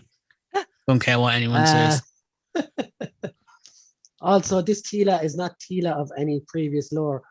Ringy says, but just say He-Man is in the show. We're going to base it around. Yeah, I think I read that one already.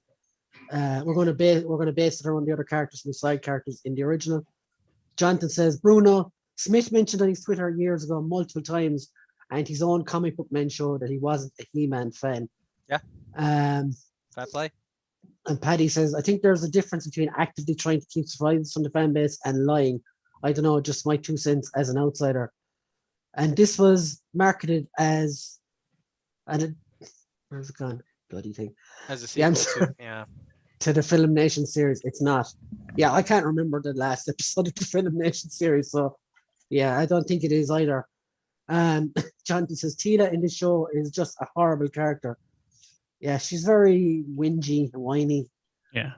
And Paddy says, I remember realizing how much I liked Mick on that Last of Us 2 chat. Thank you. And disliking Sam, I think, actually, as well at the same time. Poor Sam. The poor lad, the three of us formed a party, never saw it coming. He should have. He should have, yeah. I was giving him grief before. Michael, remember the what was his tagline? Don't you agree? Yeah. You kept saying it like, no, I don't. No, don't. Sorry. Talking shite now. Yeah, Sam really didn't like the whole Abby thing and whatever. And anytime he was trying to reinforce his point, he was saying like, guys, don't you agree? No. Don't you agree, Brian? And I was like, no, not at all. Not in slightest. No, I love the character. It's excellent. But yeah, that was from another day and many moons ago. Bulked Up is, yes, I completely agree.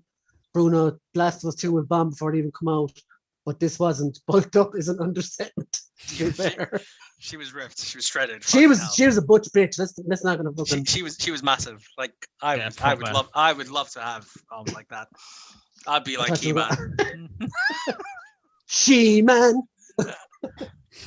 Okay, we're gonna get cancelled here. Yeah, you're definitely gonna get cancelled with that one. The Last of Us 2 is my second favorite game of all time. It's absolute perfection. If you don't like it, cool. I do, and nothing will change that. From Let's Survive, Paddy plays. And Ringy says, it's beautiful, no doubt, but the story was shite, let's be honest. Is he talking about The Last of Us or Revelation? The Last of Us. If you thought it was shite, fair enough. I love the story. Yam Starch says, this is the great thing about a series about massive universe and all the lore. You can make a series of almost any character, but they chose to make a female jock with anger issues. Yeah, I agree totally. I think they got all the other side characters really well. Triclops, particular highlight for me, and Scareglow. But yeah, Tila just wasn't a likable character, despite all the other shit. I like Tila. I know. Well, this is the whole point of having opinions. Different. I like Tila. I thought the haircut was badass. Like just the look, I was like, fucking fair play. Plus, did you see those arms? Like she would definitely rip you to shits. Like she'd be like Captain America. You. Sorry, I'm He's dreaming now, isn't he? I was just reading some comments. Fucking Paddy going at it beautifully. And I just saw it there now. Did you see it as well? So Paddy, I have to say it now, but he said I was here when Brian got cancelled, and then he said it looked beautiful, no doubt, but the story was shite. Let's be honest. Don't you agree? That's why I was laughing. Just in case, if we're in the comments. Hi, Sam. Oh God, brilliant. Much love, much love. So I thought Tila was good. I mean, I don't have the same points of reference, so for me it is probably different. There were definitely bits of where she was moody when she was like talking to her dad. She's like, "No, you go to Greyskull Castle," kind of thing. It's like, all right. Like, You lied. I'm out of here. Fuck you guys. Yeah, she was like super moody, right? She was definitely super moody. Like she was very teenagery. The one thing I want to say, like when she was actually, I think that the anger that she had because of Adam, like because he had died and all those things, and she found out the truth. I don't think it's, in a way, I think it's justified. I know he was the one who died. I get it, but her anger isn't the fact that her anger is the reason they didn't tell her in the first place. Her anger is understandable because she says it when she's in obviously their heaven. She says to him, "I couldn't scream at you when I found out." That's when you realize, well, hang on, yeah, exactly. It's understandable why she's so mad.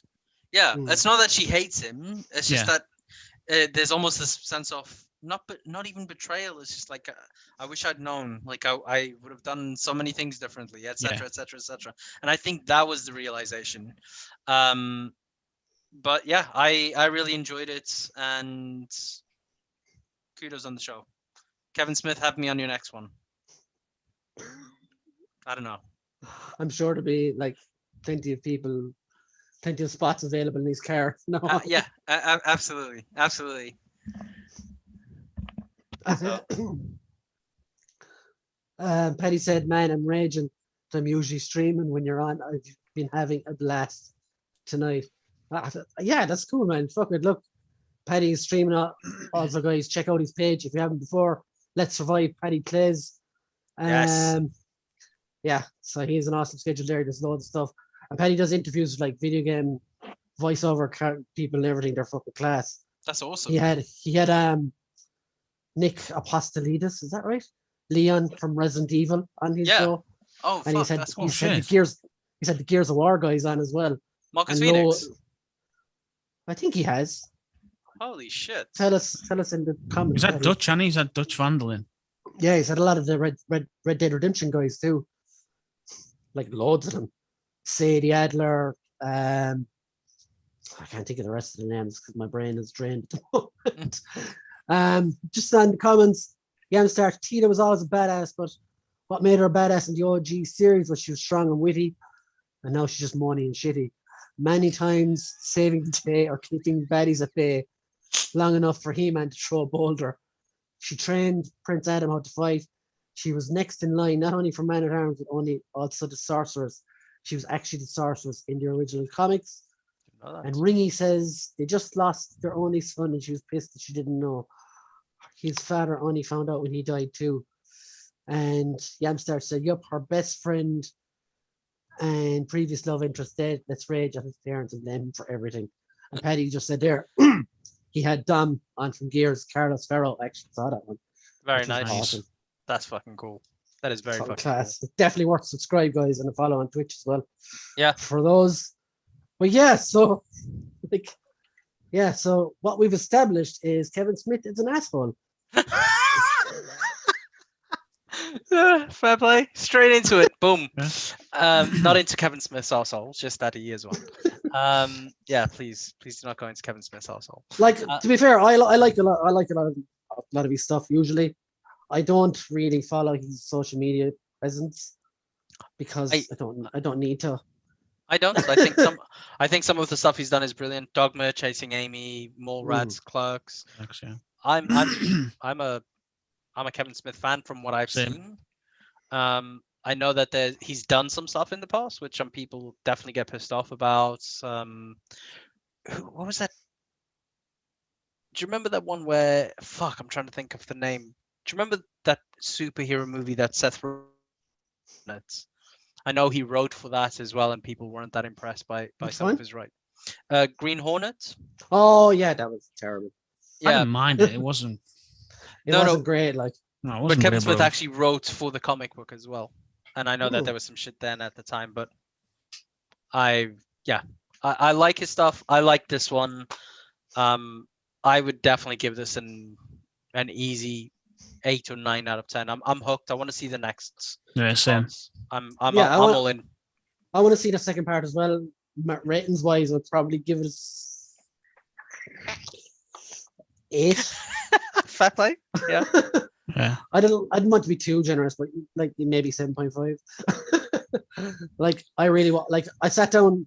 I've seen this a lot across social media as well, where people are like, "Oh, I sat down to watch one episode and I watched the whole thing." I did the same. Same. I turned it on. I turned it on Sunday morning at 9 o'clock. Didn't get up out of bed till 11:30 when it was over. But yeah, I watched it all in one go. I enjoyed it. I probably watch it again when it's leading up to the part 2, whenever that comes out. Yeah, I've watched it twice. Once on my own and once with my daughter. She was hooked, man. She was properly hooked.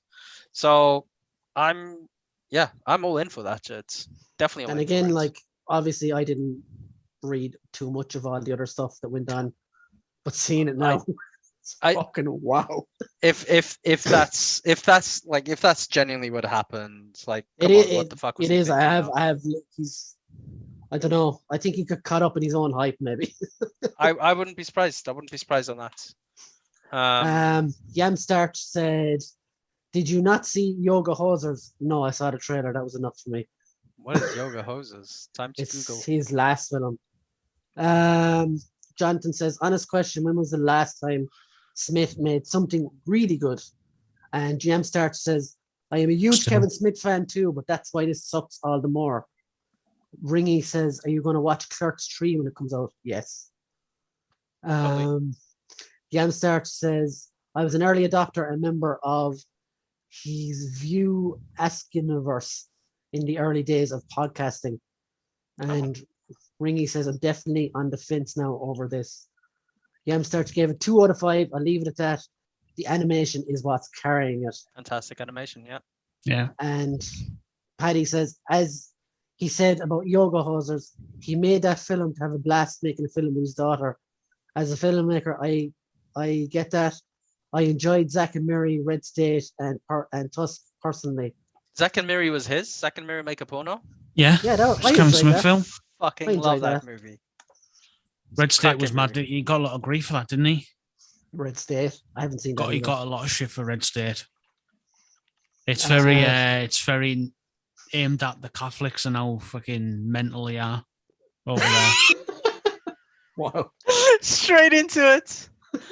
Nice. Well, they are fucking mental. I know. Oh, the nuts, proper nuts. And Paddy said, "I will definitely watch Clerks 3 personally. I give it a 5 out of 5 based on not seeing it." You're probably safer at that point. You know? Ringy says, "I'm with you, Yamstart. The animation was the best I've seen in a long time. No complaints in that department."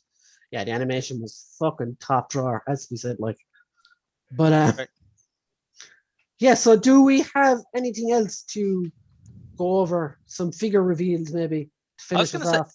Yeah, like there's not enough time, but go through all of the figure reveals we've had, man. Go for it. Not all of them, but go through some. Well, I'm going to need pictures for this. Okay. I wanted just to have a look at the Sideshow 1/6 Astonishing Wolverine. There's a lot of chatter on the 1/6 pages about it.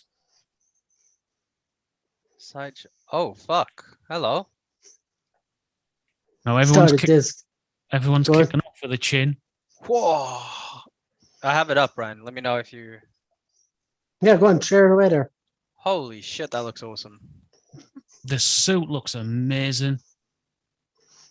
Ooh. Still a bit too pajama for me. Yeah, it looks really cool. I'm not a fan of the... No, this is not the one. Oh, the Astonishing one. The one that's just been announced. Oh, is this not the one? Oh. No, that's the normal one, that one. Astonishing one that just announced. Yeah. Oh, hold on. Would be good if I did that. Right. I'm not going to get it right. Oh, this one. Yeah, that's Astonishing, isn't it? Hello. That's in stock. This is... Is it this one? Yeah, this one, yeah. Everyone's kicking off over his chin. Looks like a bull. Man with balls on chin. It looks like an angry ball sack. It does. Holy shit. Man, these look great. You have to admit they look great, though. It looks amazing. It's just that head sculpt's a bit dodgy. Yeah. Look at that booty. Look at that booty. Big old boat. Now that is what I call America's ass, right there. Canada's ass. That's Canada, isn't it? Oh, look at that. Oh, yeah, Canada's that. That's fair play. Swappable, articulated, and non-articulated. Non-articulated look great as well. Yeah, it looks amazing. So look at the hand. I thought they were seamless when you put them up first, those ones. Oh, yeah. Fair play. The face is messed up, though. He looks so sad. It's like someone stole my porridge. He's like, looks so angry as well. Like, what the hell? Oh, it actually kind of looks like who farted? If you take off that mask, it's only tears you will find. He's sort of doing the he's sort of doing the dread face as well, isn't he? He is doing the dread face. He is. To be, it's good figures. Decent sculpt. It's just I don't know, like the suits. There's something like I don't know if you watch that spandex on a comic book and it's like glued to them. I don't know. I kind of yeah. That's what I want. That's what I was like. Better be glued to them, stuck to them. Which ones do you want to talk about, dude? Well, that Go on, bring something here. up. Go on. I could bring up my weight issues, but I won't. Oh. Mine. Oh. Okay, so since we're talking about Masters of the Universe, here is Wave 2 figures. Yep. I really like these. I wasn't too sure on World of Warcraft Beastman, but he does. Yeah. He looks like Ugrim from World of Warcraft. He does. He really does. But double jointed elbows and knees as well. And knees. Once he looks again, really nice. Pegless. No pegging here. The one thing that annoys me about these figures is the proportions look really weird. Yeah. But putting them together wouldn't really make a difference. Like, but I like Duncan there as well. He looked great. Spikor. I've always loved this character as well. Did you? He was only in it like for a second at the start when he. Yeah, and it wasn't even him. Yeah. It wasn't even really him. I might. This might be the only skip for me out of. When I was a kid, I used to get him and Webstore mixed up because they're very similar. Oh, I don't even. I might honestly not for me, but. And then there's everybody's favorite character. Tila. Time to rage. Fucking hell. Now you can turn the sun. You can just imagine people like throwing like doing little bonfires and just chucking around there. Yeah. I think Mattel nailed those. This is good. So here we have the pajama parade. Yep. Mezco fans in the chat, let us know what you think of these. Yeah, because they haven't. Oh, God, I don't get these things at all. The Mezco on brand. No, go for like $300 each. Oh, they go for crazy money. The Rumble Society. Nuts. No, like they look pretty cool, like, but I wouldn't be going out of my way to fucking. No, I don't know. So here's the thing. I think Mezco suffer from massive cash flow problems. And this is why they come out with the Rumble Society stuff, and their Gomez figures. Like they are pretty cool to see them there, but but it means nothing. It really the only reason like. And look at the amount of shit that comes with them as well. Fucking hell, fair play. That's a 3-pack too. Fucking hell. Yeah, the only reason I think people actually go for this is so that they can sell them on. Yeah, there's loads of sales. It's a money maker. Like. Yeah. Like those would be pretty cool to just rip off the heads and put someone else's heads on them. Could be pretty cool. I don't know. I like this, but I can already see the seams tearing in my eyes. Not for me. Definitely, it looks. You know what these remind me of? Those old Migos. Yeah, those old toys like super like bulky that you see in like Robot Chicken or something. It's like not for me. Don't know what that is. Ultraman. Oh, these are the like 5-point articulation ones, like pass. Now, who is this? Joker Gaslight one, I think. Gaslight Joker, yeah. Got them by Gaslight. Yeah. That's it. those are cool Living Dead dolls. Yeah, they look nice. That actually, the Skull guy kind of looks like one of the killers from Fear Street, doesn't he? Yeah. Very like him. These are class. They're mad looking things. These are brilliant, these. Adam West in all his glory. It's just so weird. I like this. 18 inches tall. Yeah. That'd be sick going in that. I'd love that. Only 14 points off articulation. I reckon that's going to be expensive as hell. Yeah. Like for a figure of that size. This thing as well is nuts looking. Yeah. Fucking hiccups. Look at that thing. Look. Dick Tracy. Oh. Fucking hell. This I fucking love. Firefly. Yes. 100% yes. Look at the scarring. Yeah, it looks incredible, but like, I can't pay Mesco prices, man. Just not in me to do it. Yeah, I think this will be the better Firefly, because I think the Firefly from the classified line was a bit shit. And I'm not sure if Paddy is still in the chat, but he will love this. That was a bit of a surprise, wasn't it? Yeah, I didn't see that coming. Figures, no. Yeah. But that is nowhere that. That is pretty awesome, the Pyramid Head. Yeah. So yeah, let's see what else we got this week.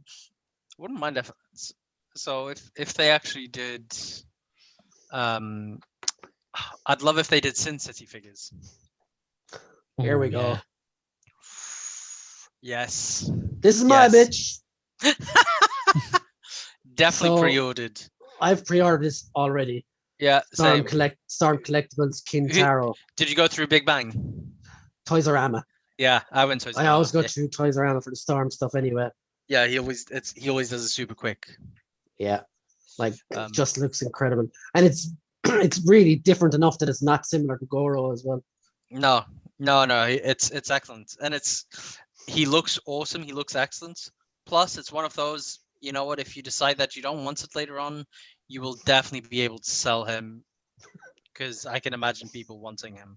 Yeah. He looks awesome. That's class as well. Yeah. And you get the frozen arms with Sub-Zero as well. Yeah, that's a good addition now. Yeah, I like that. So it's just selling you a second figure. Yeah. Like, amazing. Look at that. That's just incredible. Storm. They do the effects better than anyone, like. Yeah. Which is why I'm so frustrated that they won't do more mainline characters. Watch that, he rips his head in half. Like Jesus. Not long before we came on, there was news released that they had it up on their Twitter that just look at that. Jesus, look at the detail on that. I can see his Abdullah oblongata in there. Medulla oblongata. Did you just say Abdullah oblongata? Hey, your epidermis. What's it Nelson said? Your epidermis is showing. Look at that for a fucking setup. Oh, I'm gonna be able to do that soon. So yeah. Jealous. Very nice. Incredible. That looks but yeah, awesome. they revealed on their Twitter just not long before we came on, coming soon with the movie logo. Yeah. Another reason for them to sell a Scorpion and Sub-Zero. The cunts. What, they're doing the movie for the new movie? Yep. Yeah. Oh shit. Yeah. Oh, am I back into Storm now? Fuck. Says the man who just sold them all. Sold his Storms. Fucking wankers. So here we have SS Figure Arts. Can I just do a quick note? I know. I just wanted to say something very quickly about like Bandai. Yep. They did, you know that they did their exclusives again. Yeah, the four like Nappa, Beerus, Whis, and Goku. Yeah, all recolors, right? Which is fine. I'm happy for them to do that, and I always get those. Man, they need to sort that fucking website out. I was literally trying to check out for close to 2 hours. Jesus. Yeah, just refresh. Problems, congestion, like refresh. They need to sort it out. Anyway, back to you. Sorry, mate. Go on. So yeah, you don't have to say sorry to me, man. Don't be sorry. Be careful. That's what we say over here. There you go. Dodoria and from Zarbon. the what's the saga called again? The Namek saga. The Namek saga, yeah. So like, I'm happy to get Dodoria, but yep, Kefla as well. That is fucking cool. It looks awesome. And this one, finally, I'll be able to get a There Krillin. you go. That looks like a good Krillin as well. Yeah, it's better than the older one. Yep. The older one had some like darker skin tone on it or something. Mm-hmm. A bit off. Master Roshi. Perfect. You know what? I hope that they do the bulky version of him as well. Oh, the big fucking fuck off hinge version. Yeah. I was genuinely thinking of getting a custom done. I bought This is the one for me, Zarbon. Yeah. The Vega Zarbon of and the Dodge. Dragon Ball universe. It is a make of the Dragon Ball universe. He is one ugly bastard as well, though. But yeah, very nice. Oh, he's pretty enough. Look at that. Oh, look at the SS4 already in box. Man, very nice. I hadn't seen this picture, to be fair. Yeah, Toy Arc is the place to go when I get proper pictures. Oh, watch fucking Look at Berta and Goldo. Goldo. He looks Man, fucking huge, man. he is going to be. Look at Lord Beerus. Bullman next to him. Yeah, true. And then look at Berta. Holy shit. He's huge as well. Man, they did him good. They did him so good. Look at that. But yeah. Yeah, I love Toy Arc. Toy Arc is excellent, man. Well, fucking yeah. So let's look at the comments before we start to wrap things up. Yes. Some of the comments are amazing. Okay. I was just getting to the comments. I saw ball section. And I was like, this is something fun. It's gonna kick off now. Where are we? Speaking of figures, the wave one set of figures from Master of the Universe. No, Tila. Let that sink in for a minute. Yeah, but she's in wave two, so. Mick Holland, Kintaro. And Ringy says, no, you mentioned figures. Is there anyone? Oh, fucking stupid thing. Is there anyone else here having issues getting their Toka and Razor from NECA? They say they sent it, the courier says they never gave it to them. Yeah, there has actually been a few people that I've seen like have had problems even getting an answer out of NECA. No, I know when I got my SDC Lightning Predator last year, it fucking took months to arrive. Like literally months, like. Yeah, Ringy, mate, I've had mine for a while now. I've had mine for like Jesus, like easily 2+, 3+ months probably now. Jesus. Yeah, so definitely talk to them, man, because I don't know what's happening. Ringy says about the Wolverine that looks terrible. It was Paddy that says ballsack chin Wolverine is best boy. His chin looks like Deadpool's face. And Jonathan says looks like Dread. Ringy says where is the detail? Ringy says what's the bet that Tila ends up in the bargain bin after a few weeks? Heads look too small on those, and Ringy says they look way too bulky. Yamstar says, I bet she still sells, not as much as He-Man and Skelly, but a lot of new fans will buy her for GP. What's GP? Yeah, what's GP? Ringy says, nah, she'll be the Rey of Star Wars figures. Yamstar says, you mean Rose? Jesus. Oh, the Tila hate is beautiful, I have to say. Leaks for the other He-Man show have started to show up line. Well, you think you're mad now. Where do you see that? Is there another He-Man show? Yeah, it's like a CGI kids show. And Jesus, okay. But yeah. Not a fan, did not entice me to spend my money. Jan Sharp says, I don't think it will be that bad. The figure itself is still nice. Character design is fine. Just her personality and voice are garbage.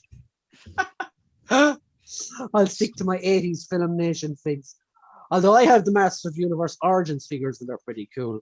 They're nice updates to the older figures. They look nice. And Paddy says I'd stick to my Adam 1980s fleshlights. Prince Adam, like. Flashlight. Oh. Very nice. Thank you, Paddy. Yes, flashlight. Ringy said I only watched Gotham by Gaslight for the first time a few days ago. And he said at least 300. Jonathan says, Godzilla. yeah, I remember the good old days of 2005 when Mezco prices topped out at 25 quid. Yeah, and it broke the second you tried to take them out of the box. Yeah. I remember those days too. That Goro face looks like one of the Thundercats. That's not Goro. Mick says, give me Melina, Storm.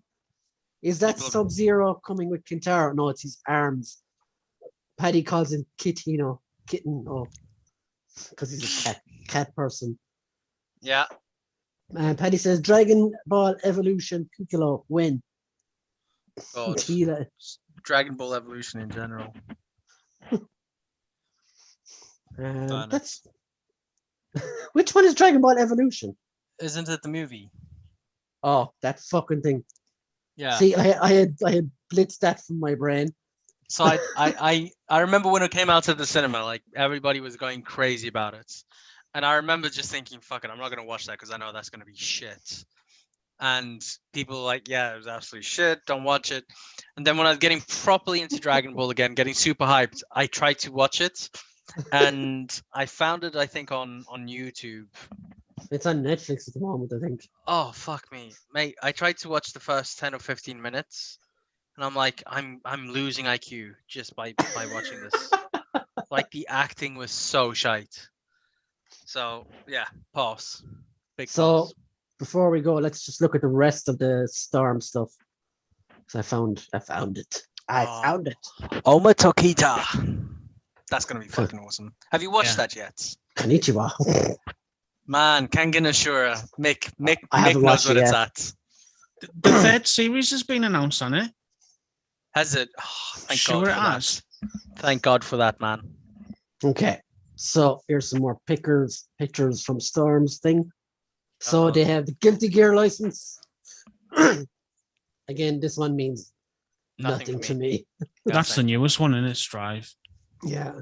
I think I played this at the local arcade once and just didn't like it. There's Jury from Street Fighter V, another character that means absolutely nothing to me. Yeah. Morrigan from Darkstalker is pretty fucking cool. She just looks like a porn star with wings, though. She really does. I was gonna say, like, they busting out there. But like that's how she looked in the game. So oh yeah, Darkstalkers, yeah. Oh my God. Okay. She's like appeals to the male fantasy. That's a meme. If she you is guys a know. Morrigan. Darkstalkers. Google's Morrigan quickly. Okay. Let's see. Don't add cosplay on the end of it. Too late. There's E Honda in his red towel. Don't forget to bring a towel. Oh, But, look at him just airing out his nutsack. Good for you, mate. Thinking about bowls of rice everywhere. There is Dimitri. That looks pretty cool. That's yeah, he's out already though, right? Yeah, he's been out a while now. It's going to be. They're doing a recolor as well, though, aren't they? There's a redder one. A Hong Kong one, yeah. So is Darkstalkers a fighting game, or is it more of? Yeah, it's like Street Fighter with Universal Monsters, basically. Okay. There's a character in it called Rochi. Sorry. There's a character called Bishamon, is it? It's like a pharaoh type character. He's class. I'd love to see him being made. What's it called? Is it Bishamon? It could be a samurai. I can't remember very well. It's massive. It's proper. He's a tank. There you go. The King of Fighters or Orochi. There's my class. bitch. He looks. Yep. Excellent. Definitely absolutely fantastic. They still need to do Harang, Gordo, and fucking Yoshimitsu. They've literally done 3 characters. I know. Give them a chance. I know, but man, and Brian, man, they can do so many good characters. Brian Fury. Or Mokujin, the fucking wooden guy. Oh yes. I remember him. There's Kenjin Azura. Oh my Takita, man. That's sick, that. That looks cool. They've done it really well. They've done him really, really well. And there's Kintaro and the new reptile next to him. Mm-hmm. That's with the new body for the new Sub-Zero and the new score. They're gonna trot out all those fucking ninjas again now in that new body. Yeah. They're gonna. I guess I better sell my 300 quid reptile now. Yeah, but look at the new Sub-Zero as well, because that looks like the old body Sub-Zero, but it's the new It's body. the same as the Scorpion from the exclusive last year, isn't it? Yeah, the Yeah, STC same one. Yeah. Pretty nice. And all those little data, they finished this line really quick, didn't they? Yeah, you know what? Kudos to them, actually, because that took like all the other lines. They took forever. And whilst I'm not the biggest fan of the Axe Battler itself, like they nailed all of these. Like they just brought them all out. I think that Axe Battler will look great with the other two. Yeah, the only thing, like, anytime I had the character, he just reminded me more of Magic Mike than actual Axe Battler. Like, more stripper, less barbarian kind of thing. And I was like, not for me. But then if you put him next to Tyrus Flair, he might die because she's a woman and he's not a main character anymore. Hey, but Brian, you might trigger people, dude. Careful. Like, okay. I loved Golden Axe when I was a kid, but I don't want the figures, but the chicken leg thing looks awesome. It does look cool, doesn't it? One of the ones that I really liked, is it called Dead Frame? It's like skeleton thing at the front there, isn't it? Yeah, but it's not a normal like it's not a human skeleton. If you look at the face, there, it's like a dog face or something. Yeah, that looks awesome. That looks awesome. The gold skeleton looks class as well. It's very Clash of the Titans. Yeah. Jason and the Argonauts, all that kind of stuff. Yeah. But yeah, that's really cool. Gilius Thunderhead and Chicken Leg. What a fucking name. Cracking. And you get a lot of value for your money with Storm, you have to admit. Yeah, they're expensive, like, but I think in the long term they are fucking worth it. And there's Ken the Eagle from Gotcha Man. I think if they've done that little Thunderhead lad, they should do the Lost Vikings. Yes. That was fucking awesome. Class game, that. So fucking frustrating, though. No, it was. Proper. Brian, my Mezcos have been perfect out of the box for 15 plus years. I'm currently watching Your Lie in April in terms of anime. Huh. Brian was actually killed by the Morrigan once. Yes, I was in a movie. Oh. John Talbane is my favorite Darkstalkers character. Oh, which one was he? Google's furiously. Something else furiously. Oh shit! Oh, he would be. Yeah, the wolf. He was the wolf. If you're a furry. Oh God! Just for a point of reference, look at that fapping material. Look at that. Fap away. Look. Oh, you are dangerous. Look at that. Boom. Look at that. Oh God. Enjoy. Oh my God. There you go. Wow. Got big old wolf titties.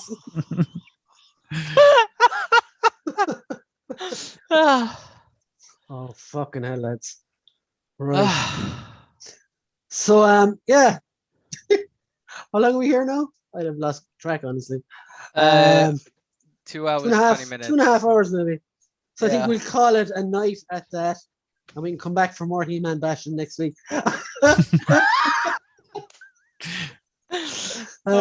Fair play.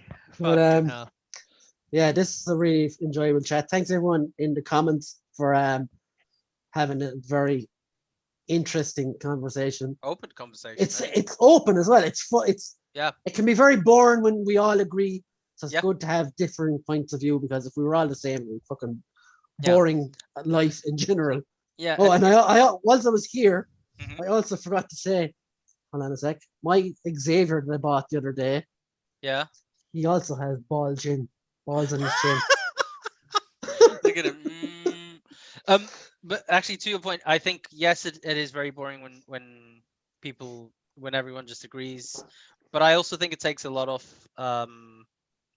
balls and courage to just like speak up. So yeah, especially on your chin. Right on the chin. Why should you have a beard? Man's covered. That's what Mike's doing as well. Like. Yeah. Oh. I get a happy ending and a scratch. Excellent. You guys are wrong. You guys are so wrong. But no, I appreciate the open conversation. I think it's a really good way to have a good debate. Paddy says I disagree, Brian. Fucking Paddy. But Paddy says, don't go, you're great crack. Nick says, great show, lads. Ringy says, laugh, laugh, laugh emoji. He didn't actually type that, just use 4 laughing emojis. Okay. Yeah, so like, if you're not already, fucking subscribe. And if you haven't, tell your friends to subscribe. And when those guys subscribe, tell their friends to subscribe and all that kind of shit. And we'll be back next week for another open chat. Yes. So we will be keeping our eyes on the culture for the week, so we can cast our eyes at. Oh no, that didn't go well at all. No. Oh God, he's messed it up. No. We'll be casting our eyes on all the week's culture next week. Yes. Looking for all the fun stuff. And anyway, also before I go, thanks again for Bruno and Mike joining me again. Thanks for having us. Otherwise, I'm here talking to myself. Not to be confused with playing with myself. Talking to myself. Oh, okay. That's for later. So yeah, guys, thanks for watching. Different type of show. Yeah, that's a Saturday night. Hey. After a few pints. Only fans. Only cans. €5 to subscribe. In fact, he'll send you a picture if you don't subscribe. That's the trick. Yeah. Anyway, thanks guys for watching, listening, commenting, and having the banters and all that. So we will see you later, guys. Have a good one. Thanks, everyone. Bye. See you later. Bye.